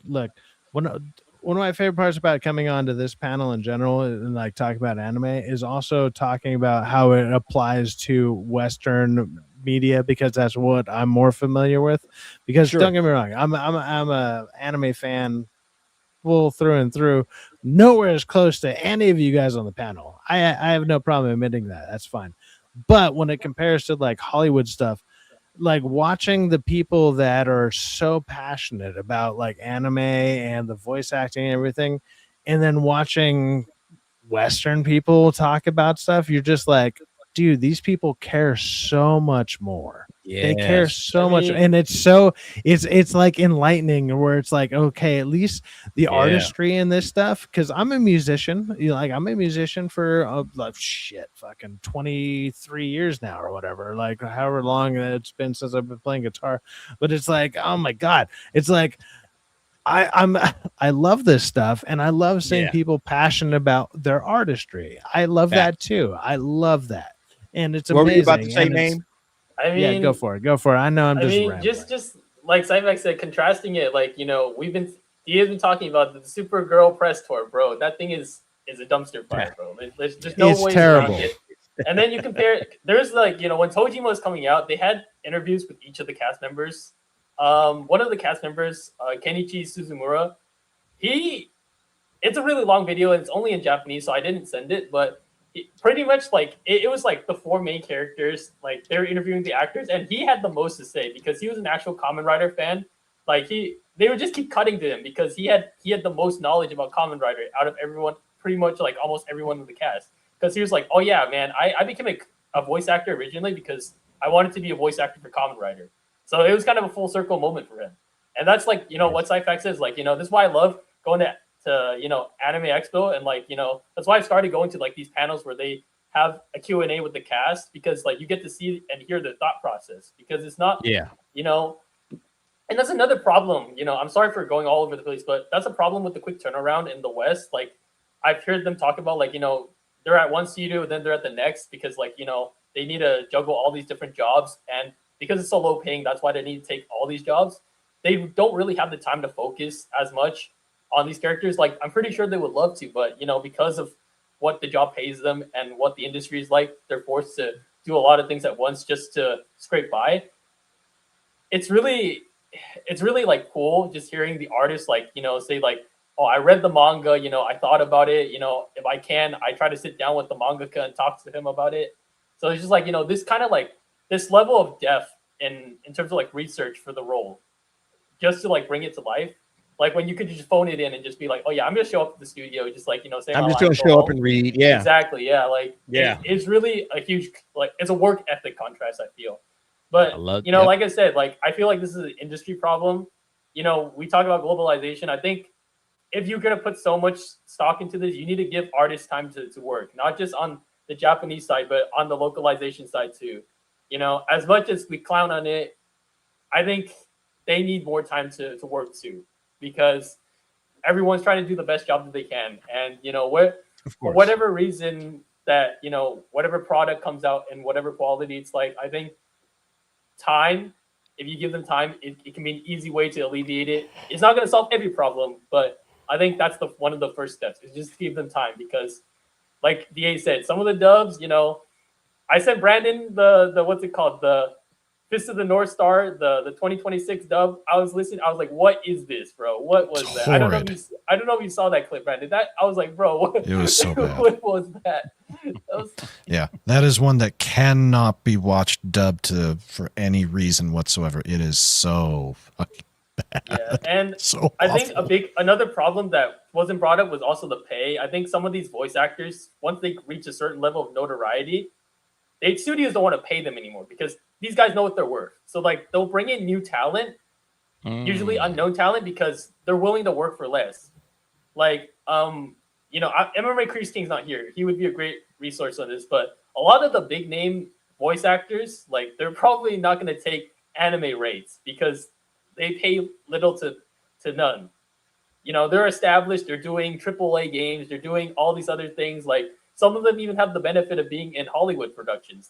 You're not gonna pay Frank Welker an anime fucking salary, bro. That's not. That's not happening. No, that's not happening. No, not happening at all. Hey, look, let's move on. A couple more topics to bring up. This one. Hey, look, MAPPA. 15-year anniversary today. Okay, I don't know if you guys recognize that, but they had their 15-year anniversary. It was today. This was the presentation schedule. They had a lineup that featured JJK, Jujutsu Kaisen, the Culling Game. They announced a new project, Attack on Titan, the final season, Dorohedoro. We also had Rama, One Half, Oblivion Battery, and Chainsaw Man Assassin's Arc. All right. So that was it right there. And then Brandon, we have I sent you the YouTube channel. Go ahead and bring that up. Let's go ahead and watch some of the announcements that they gave. Okay, so let's start with that first Chainsaw Man. All right. So Chainsaw Man, they announced. You're making Brandon start with his favorite anime, bro? Come on, DA. Oh yeah, Brandon loves Chainsaw Man, of course. Chainsaw Man, Assassin's Arc official. Let's go ahead and watch this trailer. There's no subtitles, DA. You have to lock in for us.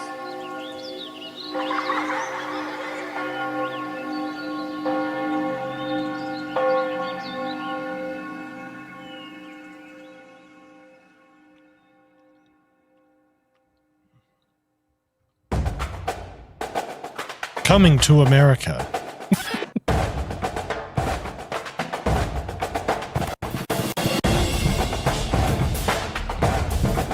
Well, they definitely have the look down still. Whoa. Oh, yeah.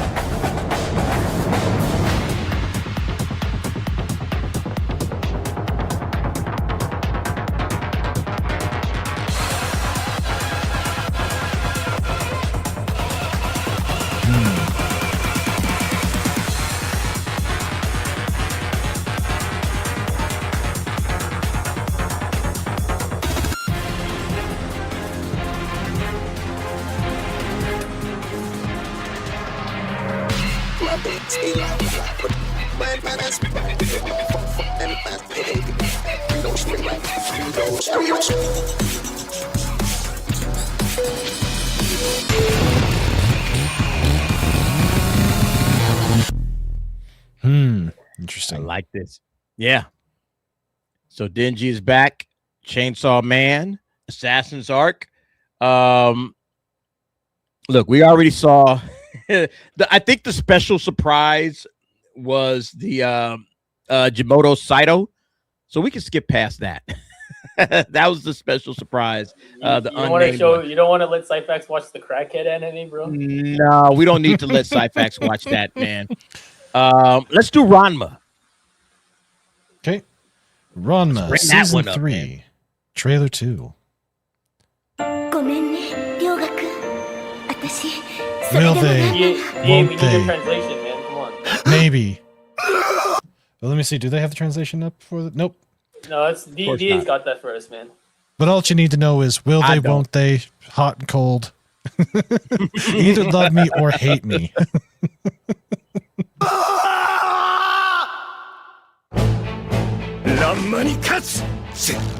It looks good. The look of it's not the problem, it's the censorship. Of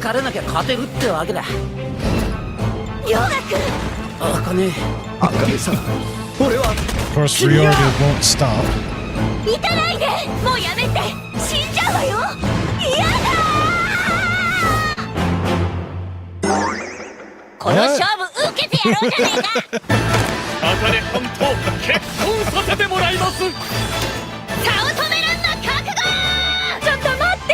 Oh, the ramen delivery tournament.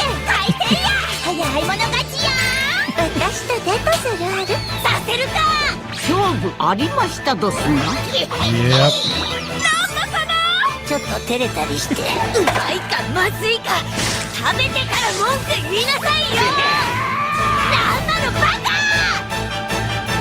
Ranma, you idiot.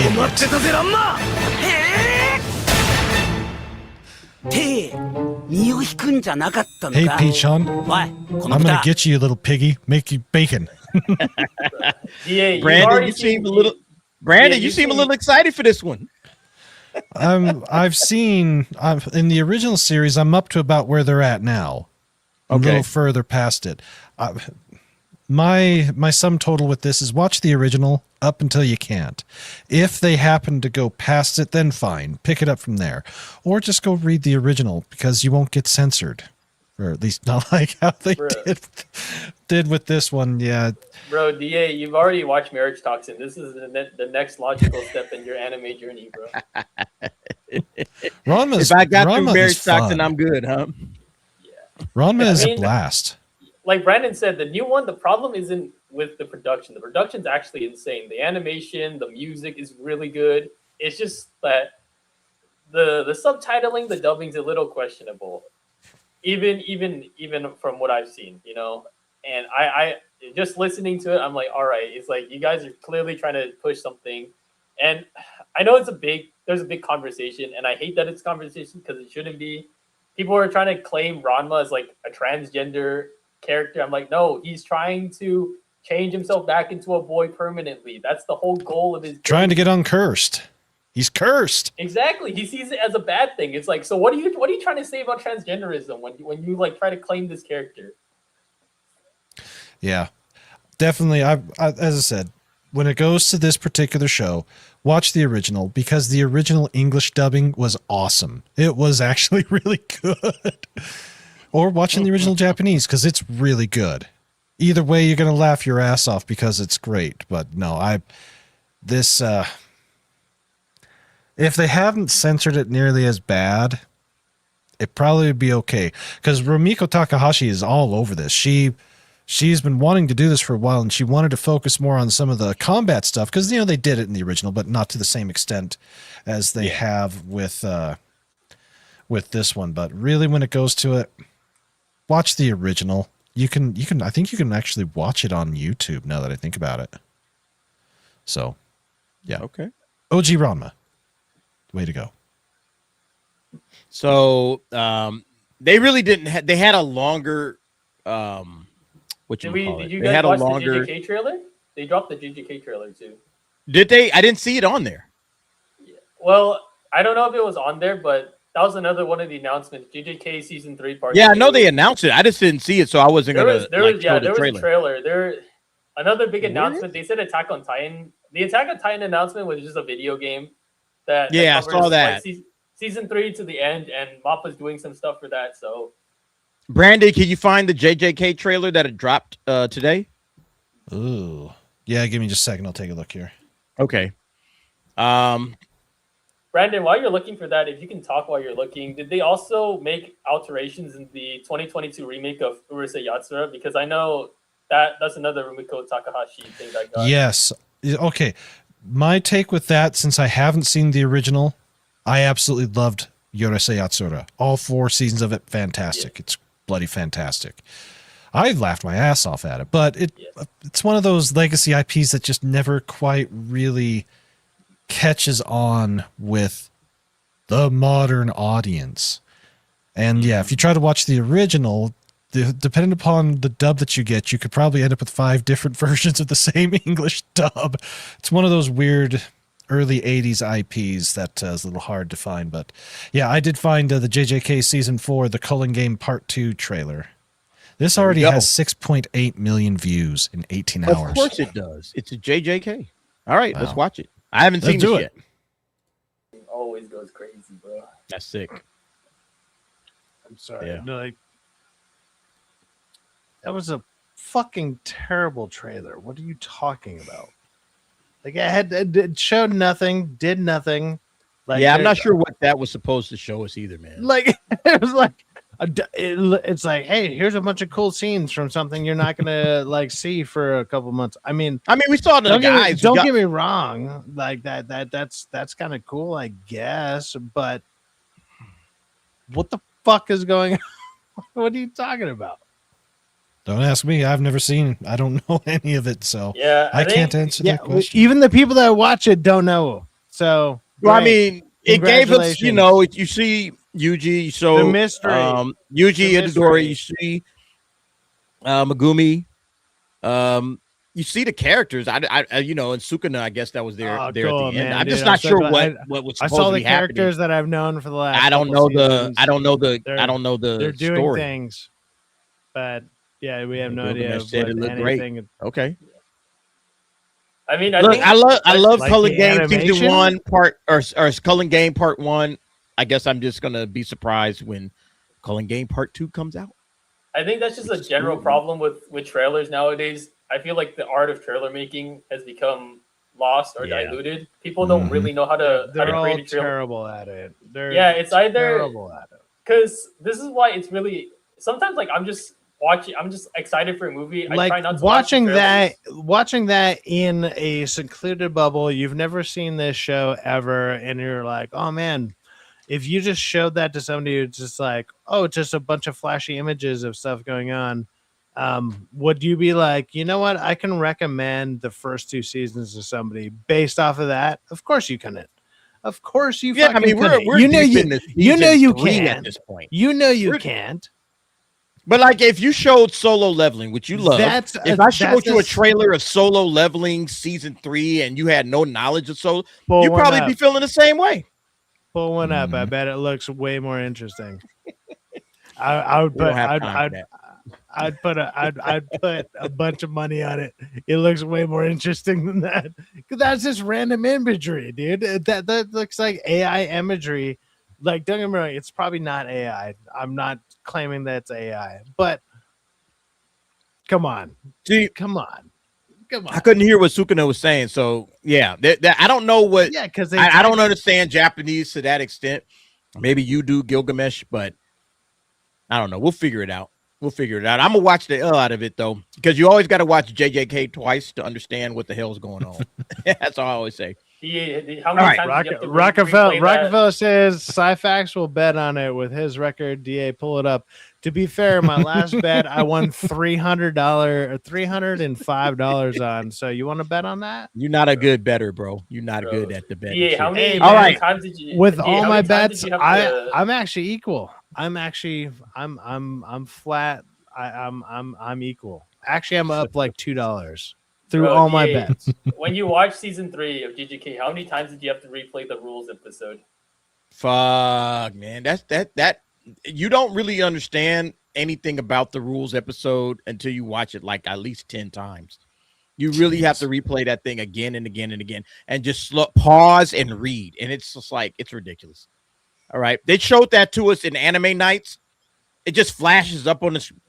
I don't know what the fuck this is. I don't know what's going on, so it is what it is. All right. Let me bring this up.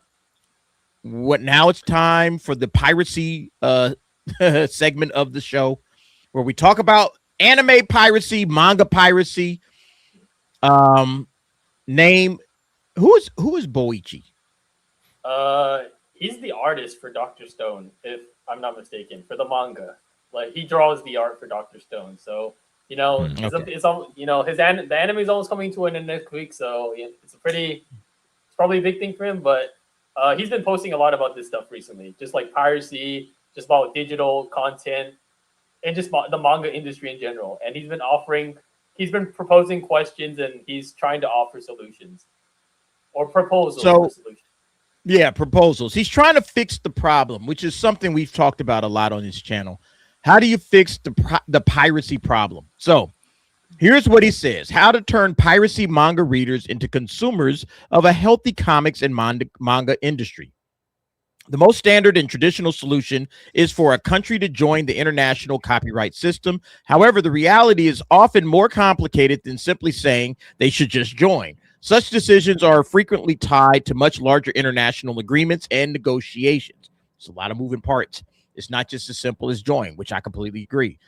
In South Korea, for example, the Uruguay round negotiations caused enormous controversy and social debate. If I remember correctly, hosting the Olympics was often spoken of as one of the benefits that came alongside Korea's broader integration into the international community. Yeah, keep scrolling. Yeah, this is a long post. But what if I told you there's a simpler and often more effective solution than joining the international copyright system? The answer is surprisingly simple. A country develops legitimate comic publishing and distribution businesses. The moment a foreign comic or manga title is officially licensed, registered, and sold within that country, reading pirated versions of that work becomes illegal under domestic law. Why? Because the work is now being sold legally within that country, because taxes are getting paid. Taxes, the fact that taxes are being paid is important. What kind of government wants a business that takes money out of the country without paying taxes? Simply saying, please crack down on illegal scanlations is rarely enough. Governments may act, but if they do, it's often because external pressure rather than genuine domestic interest. Once taxes are involved, however, the situation changes completely. The goal should be to create legitimate businesses, pay taxes, and then ask for enforcement. Taxes are one of the government's most important concerns, but for legitimate businesses, taxes are also one of the strongest tools available. Yet there is an even simpler and more effective solution. Based on my own research, I believe it may be the ultimate solution.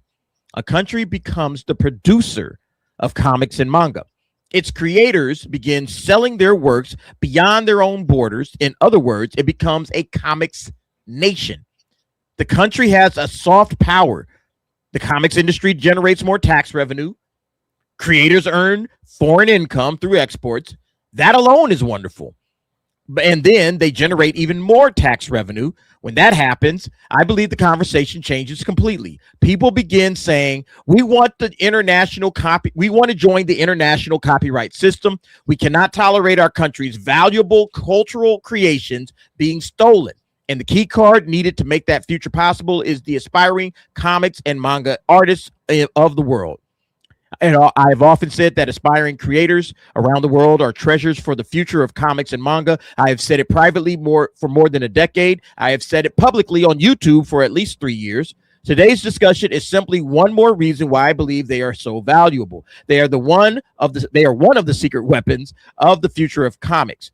Evangelion, Hashin, no, not Evangelion, Evangeline. All right, phew, close enough. More importantly, the future of comics industry must be viewed at the national level, not merely a question for individual creators, nor is it a question for a single company. It is not simply a matter of someone working so harder. The comics and industry must be viewed from a perspective of national policy. All right, national cultural policy. The perspective of taxation, the perspective of imports. This goes on and on. All right, I just kind of cut it off there. You guys kind of get the gist.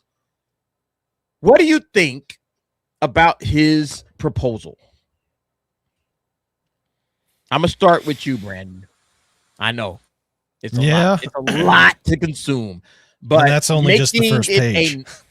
Yes, exactly. Making it a national export, a national product owned and operated by the country. Would this solve the issue? No, because most countries' governments suck. The governments by their nature suck. I get where he's going with it.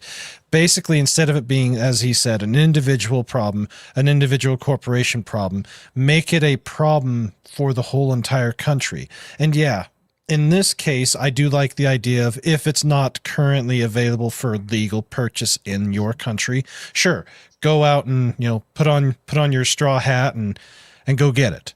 Once it is available legally, as long as it's not, cumbersome to get, sure, get it, buy it legally. That's fine. Yeah. But any time that you get the government involved in any type of anything, you're asking for trouble, even though he does make good sense. If it's something that can be taxed, the government gets all up in its grill. And maybe for a while, it may benefit you. But the second you allow the government to have any say in anything, they will have no problems of bending you over, telling you to spread them cheeks. And as was said earlier tonight on the show, if you've got the hairy asshole, they're going to get you. So. Did we say that on this show?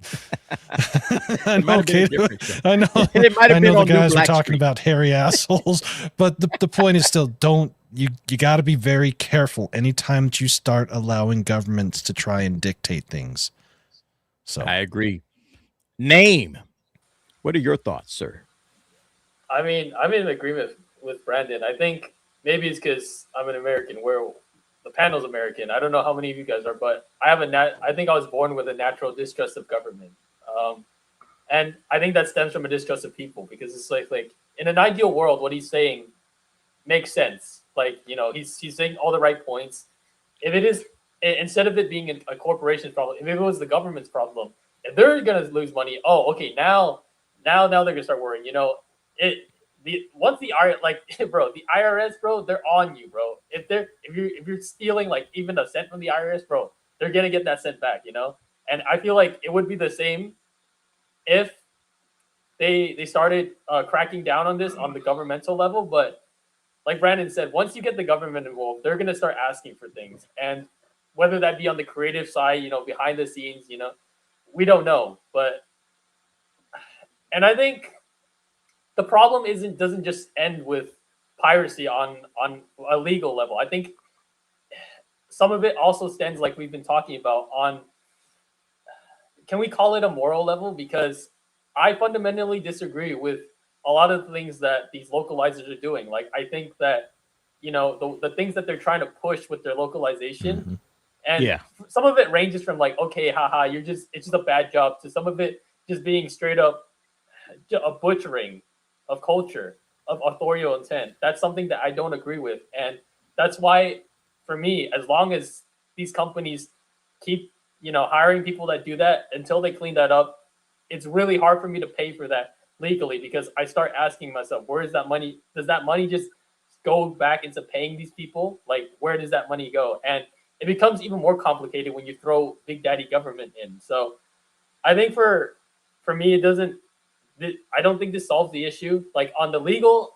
in a legal sense, yes, but for some people, like, if you're talking about like, morals, ethics, or just like basic beliefs and what should be and shouldn't be, I think that piracy is going to continue one way or another. Like, you can crack down on it, but I think at the scale of this operation is just too big to completely crack down on. I feel like there's not enough rooms in the jail cells to just put all the pirates in there. And I think, we've seen a lot of stuff in the world. I think those jail cells could be used for other things. I'm not going to get into that, but, I think that pirates are a big concern, but it's not the biggest concern, Like, I would clean up some other things before you start addressing the issue of piracy and legality. Yeah, I mean, there's definitely other problems within the anime industry, but I think that, like I said, when we start seeing anime start to become like captured by other entities like Netflix, and even to a certain degree, Crunchyroll, you got to find a solution to what is ailing. The reason that they're going over to these other companies is because they want the money. They're not making the money they want to make, maybe, and anime is more popular than ever. So how do you fix the problem? That's one of the things I've just been like racking my brain about. Yeah. And you've brought this up several times, DA, in our little private chat. That's what they care about, the money. They don't care about the culture. They don't care about the localizations. Like, the top brass only sees, are our pockets still bleeding? Yes or no? That's what they want to fix first. They don't care about the reasons why their pockets are bleeding. They just see that their pockets are losing money, and that's what they're trying to patch up, instead of realizing that it's a huge internal issue that's causing all of this. And like I said, there's always going to be people who pirate for the hell of it, or just because they don't want to pay. There's always going to be people like that. But if you go back to the post, to Boichi's post, he says towards the end that the enemy, he doesn't want to make an enemy of the readers, because that's the audience. And because there's proof of an audience, there's proof of that's not your audience, man. Like, dude, so much of this is so simple to weed out. I'm sorry, so much of this is so freaking simple to weed out. It's simple. Put your ideas out there, and the people that disagree with the ideas that work for the general public, the people that disagree, gut them from your company 100%. Get rid of those people. They do not align with your vision of your company. It's not that hard. None of these things are hard. These are not hard. Stop tiptoeing around the tulips with these fucking people. Stop it. Like, I'm sorry. Like these people that are like, oh, well, what if we do this, that? No. If you throw out an idea and the general public agrees with it, 90% or better, go with the 90% or better, and then follow that line of thing, that line of profit. And guess what? The profit will follow. I'm sorry. I'm tired of these people just like, oh, well, we got to tiptoe. Like, oh, I keep saying it, tiptoe around the tulips with these people. No, stop it. Stomp that shit down and get rid of these people. What are we talking about, dude? This is ridiculous. All these people need to just be eliminated. Like, get out of this industry, go into a different, do your own thing and see how profitable that is. Because the thing that has been profitable and will continue to be profitable is the thing that, I don't know, people buy. And the thing that people want to buy has nothing to do with your terrible freaking ideas. I'm sorry. I'm done with it. Like, I'm so done with this shit. Like these, man. Sorry. Well, I think the point that I think we're all trying to get to is, piracy is becoming a problem because it affects. It's not just the pirates. It's not just the animation. It's gonna start affecting the companies.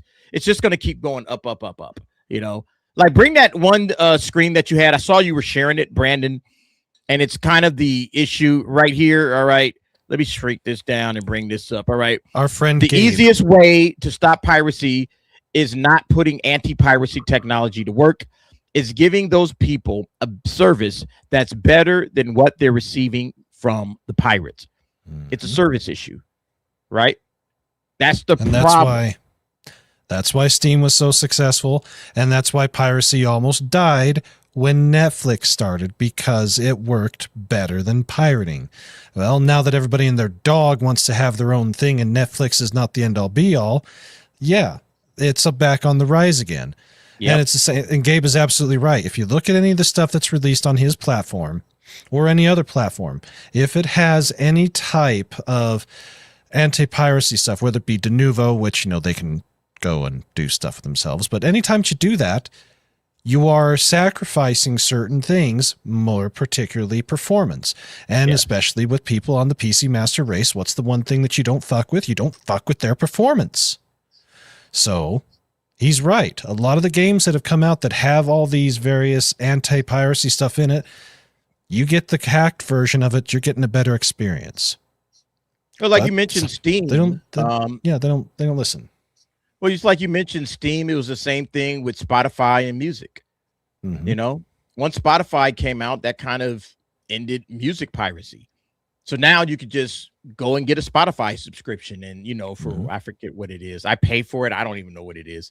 It's like $20 a month, I think. And, all you can eat songs, pretty much got everything on there. And you can download it. You can create your own playlist. The service works, and it works to perfection. And it's a reasonable price that almost anybody is willing to pay.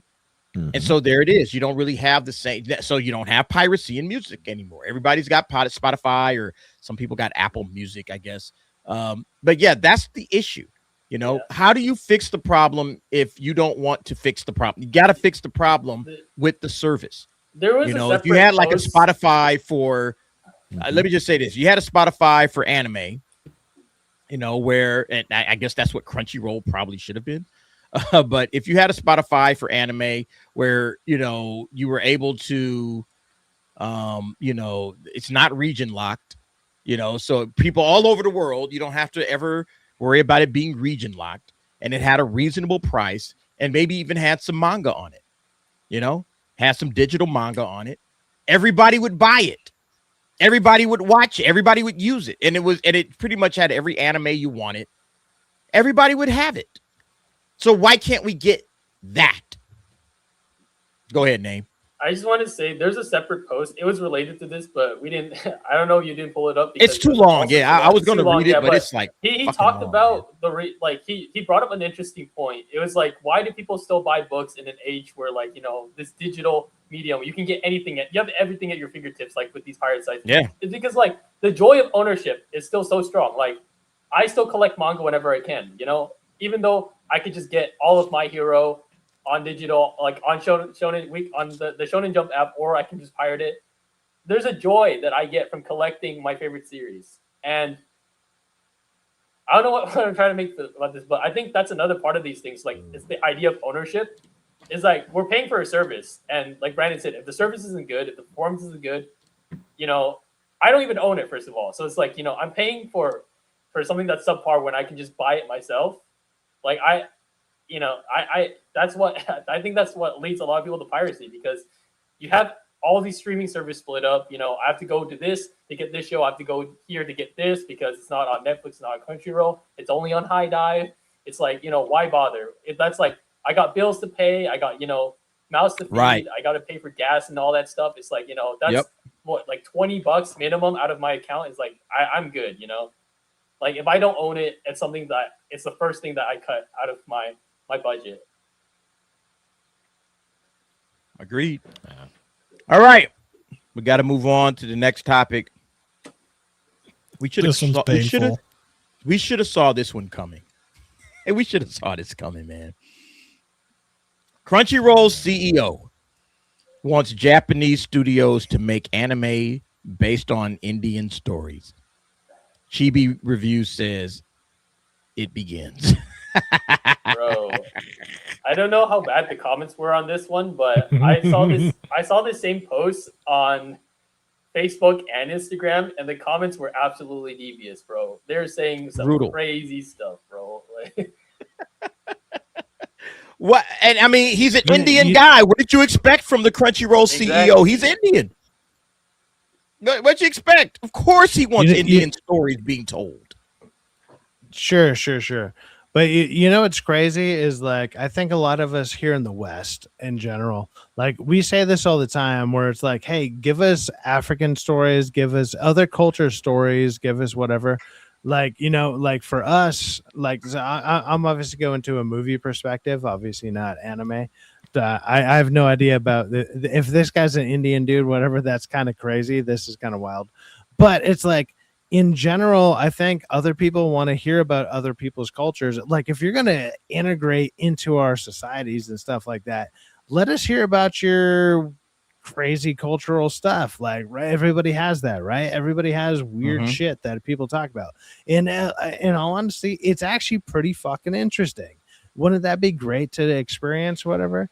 And so you want anime? So you want anime studios to make? Do I want Indian stories? No, because I guarantee I can already tell you what some of these comments are going to be. It's going to be like, you know, throwing shit out the train, Volume 1. You know, like you know, getting decapitated. What do you think, while surfing the train? Is this something you would be interested in? The problem is that, and we talked about this briefly, is that all these like, the problem I think a lot of countries have, they're outsourcing all their entertainment to Japan as like the producer, instead of creating their own within their own country, a structure where they can create it themselves. Like, I brought up China. China's done it several times, but recently they're starting to invest more into their own infrastructure. Like, they released that Wukong game that they funded and made within their country, and they're starting to make some, like, you know, decent anime. Like, they're still outsourcing to Japan, but they're starting to try to build up their own. And I think that's the big problem with this. It's like you're asking someone to make a story, but it's like, it's your story, bro. Why don't you own it? Why don't you tell it yourself? Why are you letting someone else take command of your story? Because, and then, like, here's the thing. This is the funny thing. If Japan takes control over it, and of course, like, Crunchyroll's not going to let them have creative control, but let's say, like, they let Japan tell an Indian story and they told it in a Japanese way. And if you disagree with it, it's like, bro, you paid them to do it. It's like, the only way they can tell their stories from their Japanese perspective of Indians, like how Japan sees Indians. They can't tell an Indian story from an Indian perspective because they don't have that. And that's something that you lose when you outsource it to a different country. So it's just like, bro, instead of paying someone else to do it yourself. That's what I hate about, like, all these, like, modern shows. It's like, and it's a problem with the West too. It sucks that we have to get our entertainment from Japan because our shows aren't cutting. Yeah, like, no, you're 100% right, man. Like, the fact that we got to go to other countries to get entertained is a problem. But, like, I guess in India, maybe it's the same thing. They gotta. That's why this guy wants Japanese studios to make anime based on Indian stories. Is this something you're interested in, Brandon? Hell no. I don't want that shit.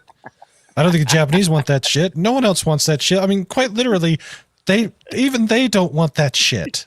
As you can see here, the train just shits everywhere. Here's my deal. India has Bollywood. They have an entertainment industry. Why the fuck don't they have an animation industry? Teach them to draw.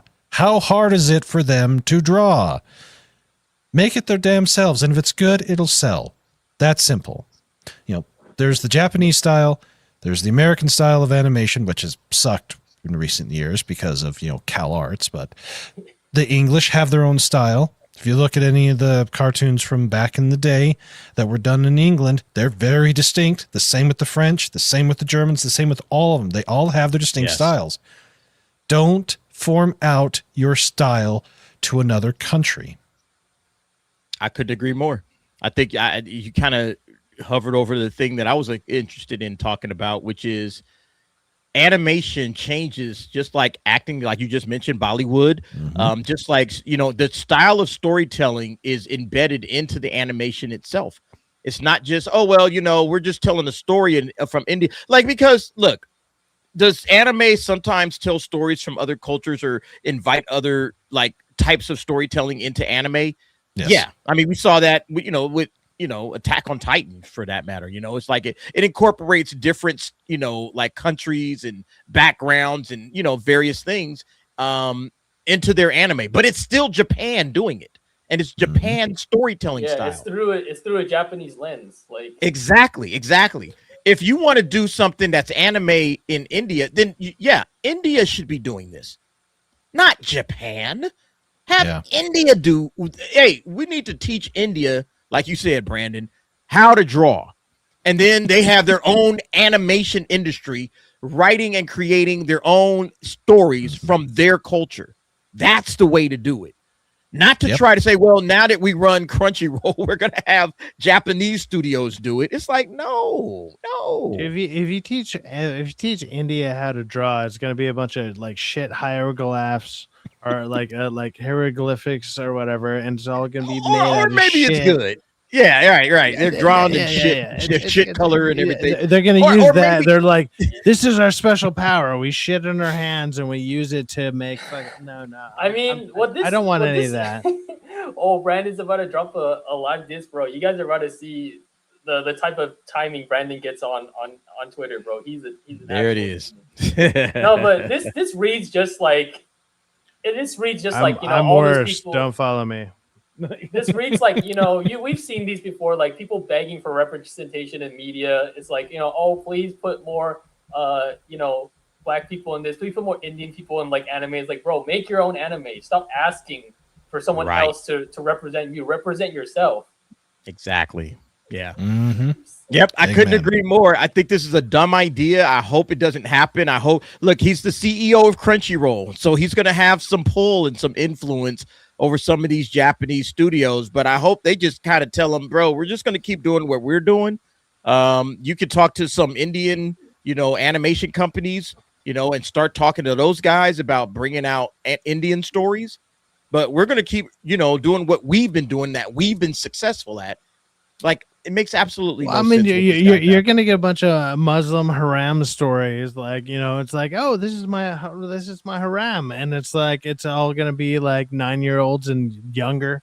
It's going to be a disaster, dude. Like, what are you doing? No, you would hope not, but I really hope.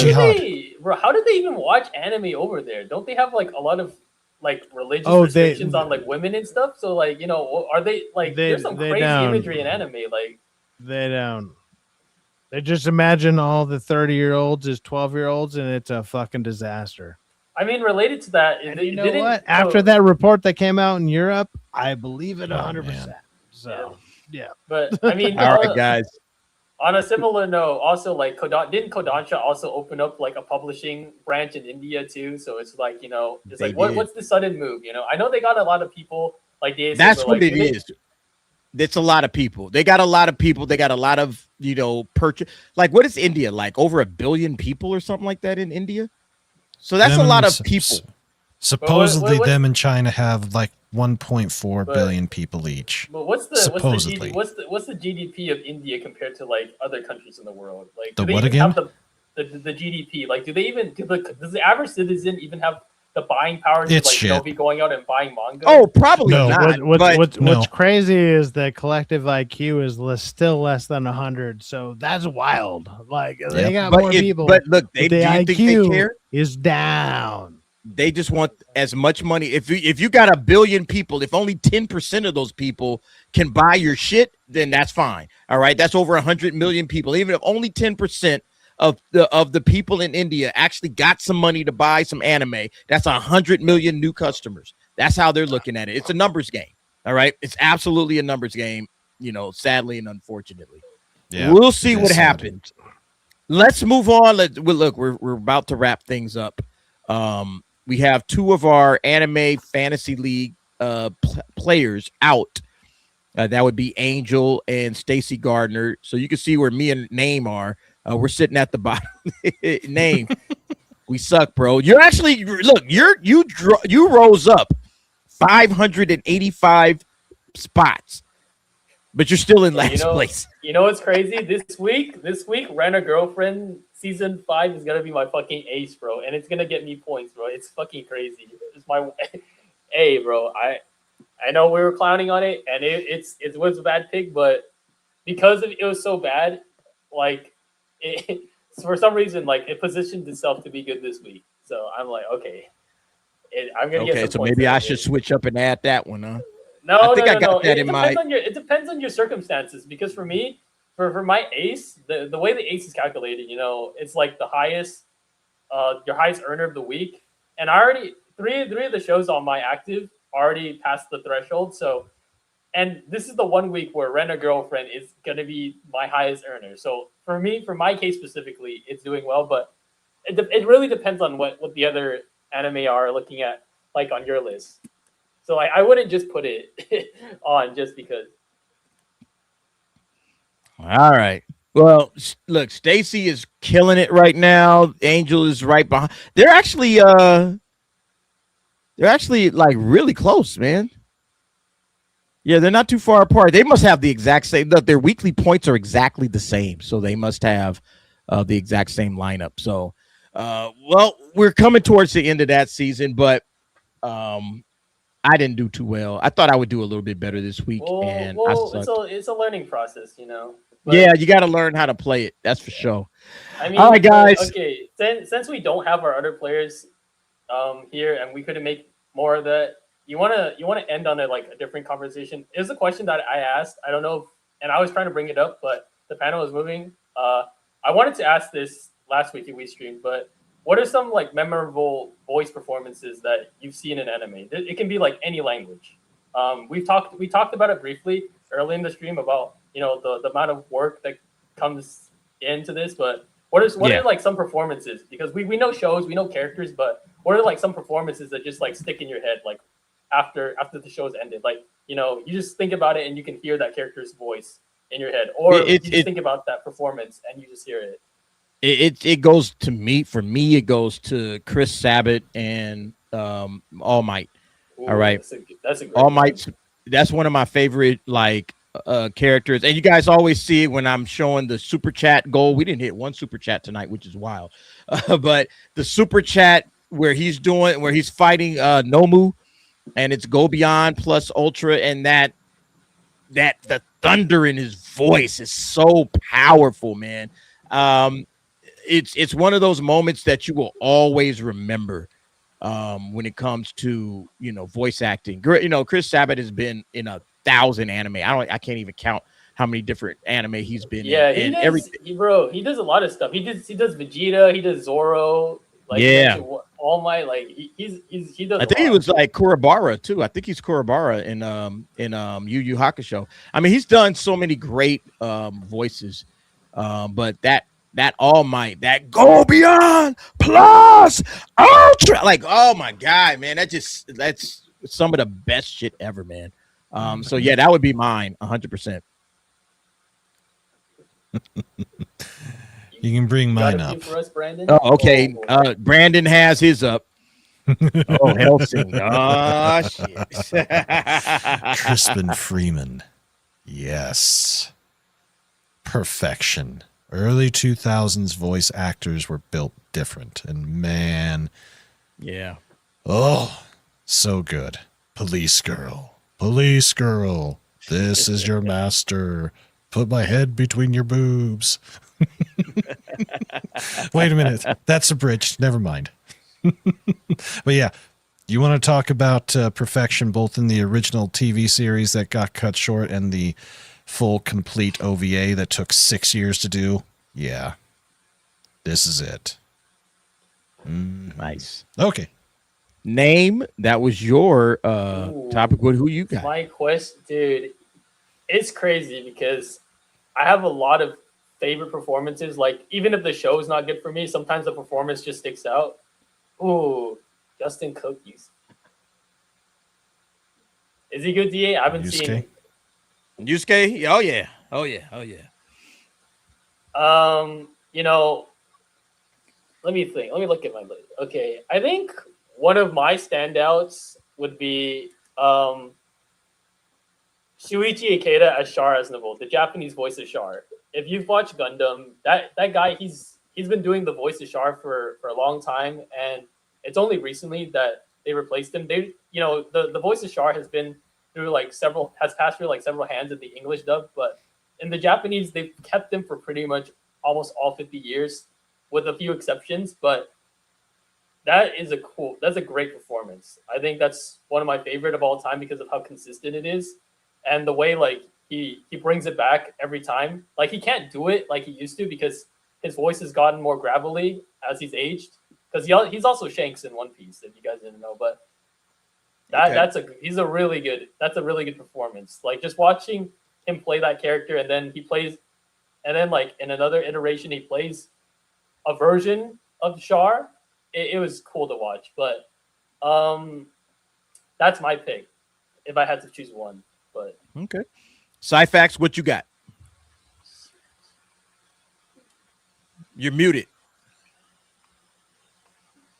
Sorry. You know what? Overall, I don't know. Its name was I was trying to look up the actual name of the person that I actually really liked the most, and it was Kazuya Nakai. Oh yeah. Kazuya Nakai, who's the voice of Mugen. I really liked him, and that's the best. I don't know. That's the first one I could think of. Kazuya Nakai, he also does Zoro. That's probably his most famous role. So okay. Well, for me, it's Samurai Champloo, which I keep naming over and over because I want people to go and watch the show.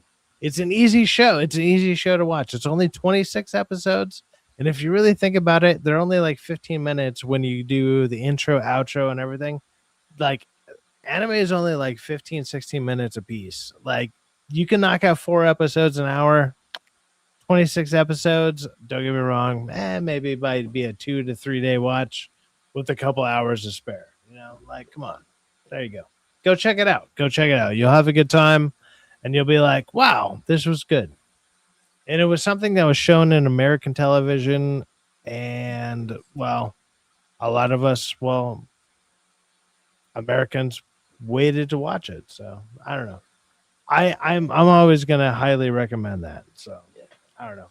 That's the cool thing about, I think, talking about voice actors, because I feel like for physical actors you can kind of just recognize them off of appearance unless they go through a crazy transformation. But voice actors, I think it's really cool, like you guys talked about earlier, when you just recognize them from their voice alone. Even more so when they're doing a different voice from their normal voice or their typecast voice, and you still recognize them. I think that's cool. Yeah. Well, what's funny when it comes to voice acting nowadays is me and DA come from I can't speak from totally, but it's we come from we're more of a movie background, right? But at the same time, yeah, or at least 100% I am I usually my channel talks about movies and stuff. But it's like when it comes to anime, and it's like, oh, there's so and so who did this voice, and you're like, what are you talking about? That's crazy. It's wild to us, or at least wild to me. Whatever. I'm not going to speak for anybody or anybody else, but it's like that is it's kind of crazy to hear like somebody's voice represented in like say an anime or something. And it's like, oh, that's actually a big name actor in the West. You know what I mean, or whatever. Like that's kind of semi mind blowing, but also it's cool to see. But at the same time, it goes back to us hearkening on about like, hey, these people are also taking like low name voice actors jobs away from people or whatever. Like, so Right. I'm in this weird thing where I'm like, I like hearing people that I know, but at the same time, I would like to hear new people. So I'm in this weird tilt-a-whirl or like whatever, like so. Name it's who weird. is this? This is Kappe Yamaguchi. He voices Usopp. He voices Ranma, and you'll just see it in the video. They make him do like a gauntlet of voices, and the names will appear on the screen. So all right, let's listen to this. 俺には8000人の部下がいる。命が惜しけりゃ今すぐ降参しろ。おお。俺は高校生探偵工藤新一。さすが魔女だな。僕のばあちゃんみたいだ。また会おうぜ名探偵。世紀末の鐘の音が鳴りやまぬうちに。火中天心甘栗剣。キラ。お前を死刑台に送るのもそう遠くないかもしれない。This guy's phenomenal. Yo, the way he switched that this up guy, was Jesus scary. Christ. Dude, that was scary, man. He's like all these hype, and then he just brought it right down with L. Holy shit, that was awesome, man. That was awesome. Hold on. Well, I think I've got one that's similar. This is absolutely 上様後がきついな。バロー、推理に勝ったも負けたも上も下もねえよ。真実はいつもたった一つしかねえんだからな。Damn. ほら、ワクワクお願いします。俺には That's impressive, man. These guys are That was impressive. All fantastic. right, Brandon, you got one? Hold on. Let me bring yours up. Yeah. Mr. Sonny Strait. He is known for voicing the English version. Dude, of is Koro that just Sensei. you with a beard? What are we doing here? Like, He's Koro Sensei. But he also Oh, does that's the Koro voice. Sensei? beard. That's Koro Sensei, but he also voices our man Krillin, and he also voices Badrock, and he also voices Usopp. Nice. So Okay. he's got, if you can listen, if you can hear Koro Sensei talking, compare that to OG Krillin or even Dragon Ball Z Krillin. I can hear it. Yeah. Yeah, for sure. Yeah, I can hear the voice. Now, I never knew he voiced, I've heard of him, but I never knew he voiced Koro Sensei. Yep, he is the voice of Koro Sensei.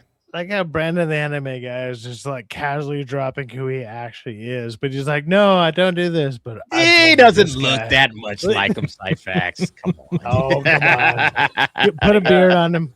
Put a beard. I got on, one. like I got one more clip. This is One this more. Is All right, wait. I see a this name. Is a Hold on, let me really bring it because up. we talked about earlier. This was a really crazy. This is a really solid performance from. So Yuji this Inoki. is This is Itadori. JJK. From, yeah. Itadori. All right, hold on. Let me share this. This one's So this this is is- a really good one.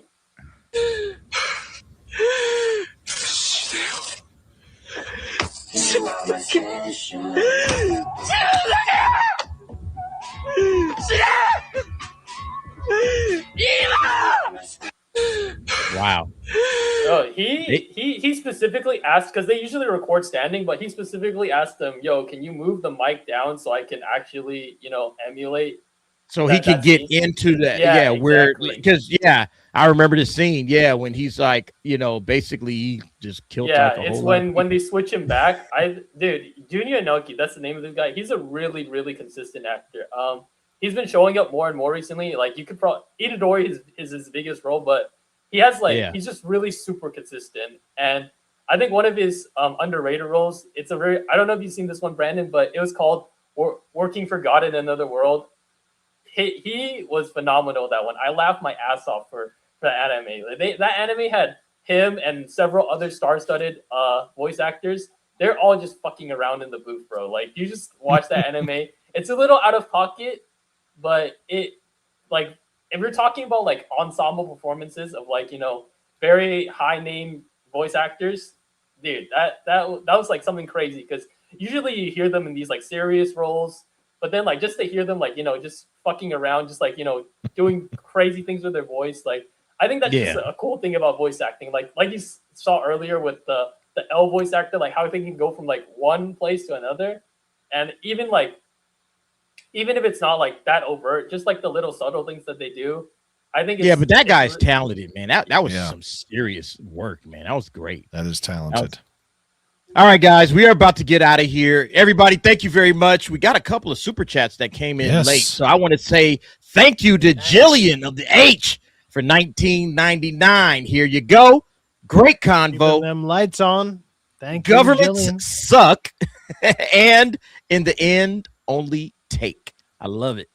I love it. Thank you very much, Jillian of the H. You're right. Government does suck a lot. Like Brandon says, this flag means. Yep. Oh yeah. This flag means. Absolutely. Thank you, Jillian. I appreciate you, Mama, for the 19. And then we got Dragon Master Zero, who came through with a $10 super sticker. Let me see if I can find it. It's the pear rolling around laughing its ass off. The little laughing pear. Thank you very much, man. They had a little pear rolling with laughter. I love it, man. Dragon Master Zero, thank you very much, bro. Has his own emoji. You guys already know that. I'm going to go ahead and give him that. Hey, Dragon Master, I appreciate you for all you do, bro. And everybody thank him because he keeps the lights on as well. And let's go ahead and say thank you to the super chatters, and then we are out of here. Here you go.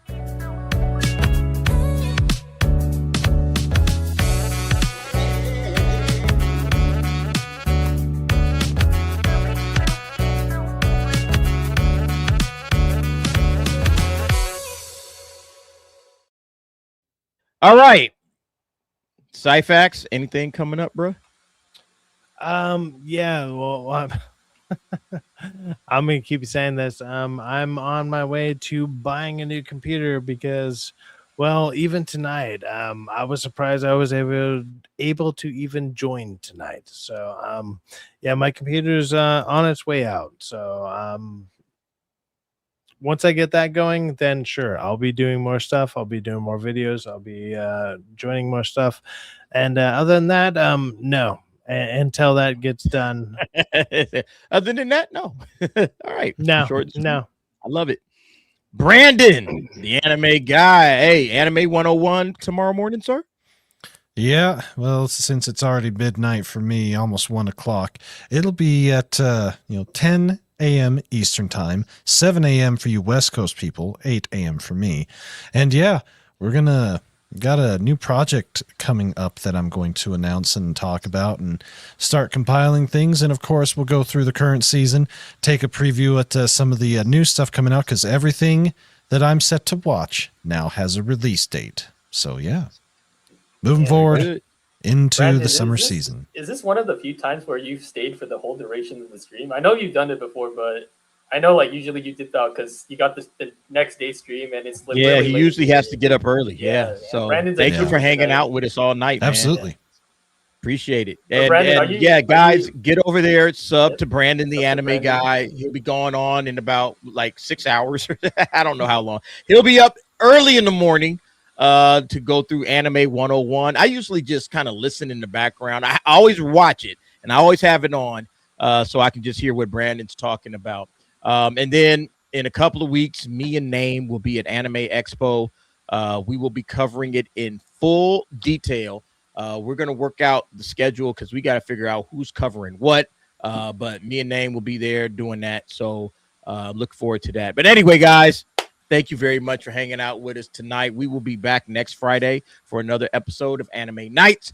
We'll be also dropping some clips on Anime Heads. So make sure you're over on Anime Heads. Make sure you're subscribed. We're still trying to build that. We just crossed 350K subs, or 350 subs. sorry, 350 subs. We just crossed that. And once we get to 500, yeah, we'll start doing some real fun stuff. So looking forward to that. If you had 350 subs, bro, 350K, 350K, I wouldn't be. Look, bro, AX would give you that panel day one, bro. Hey, man, we would be cooking with gas.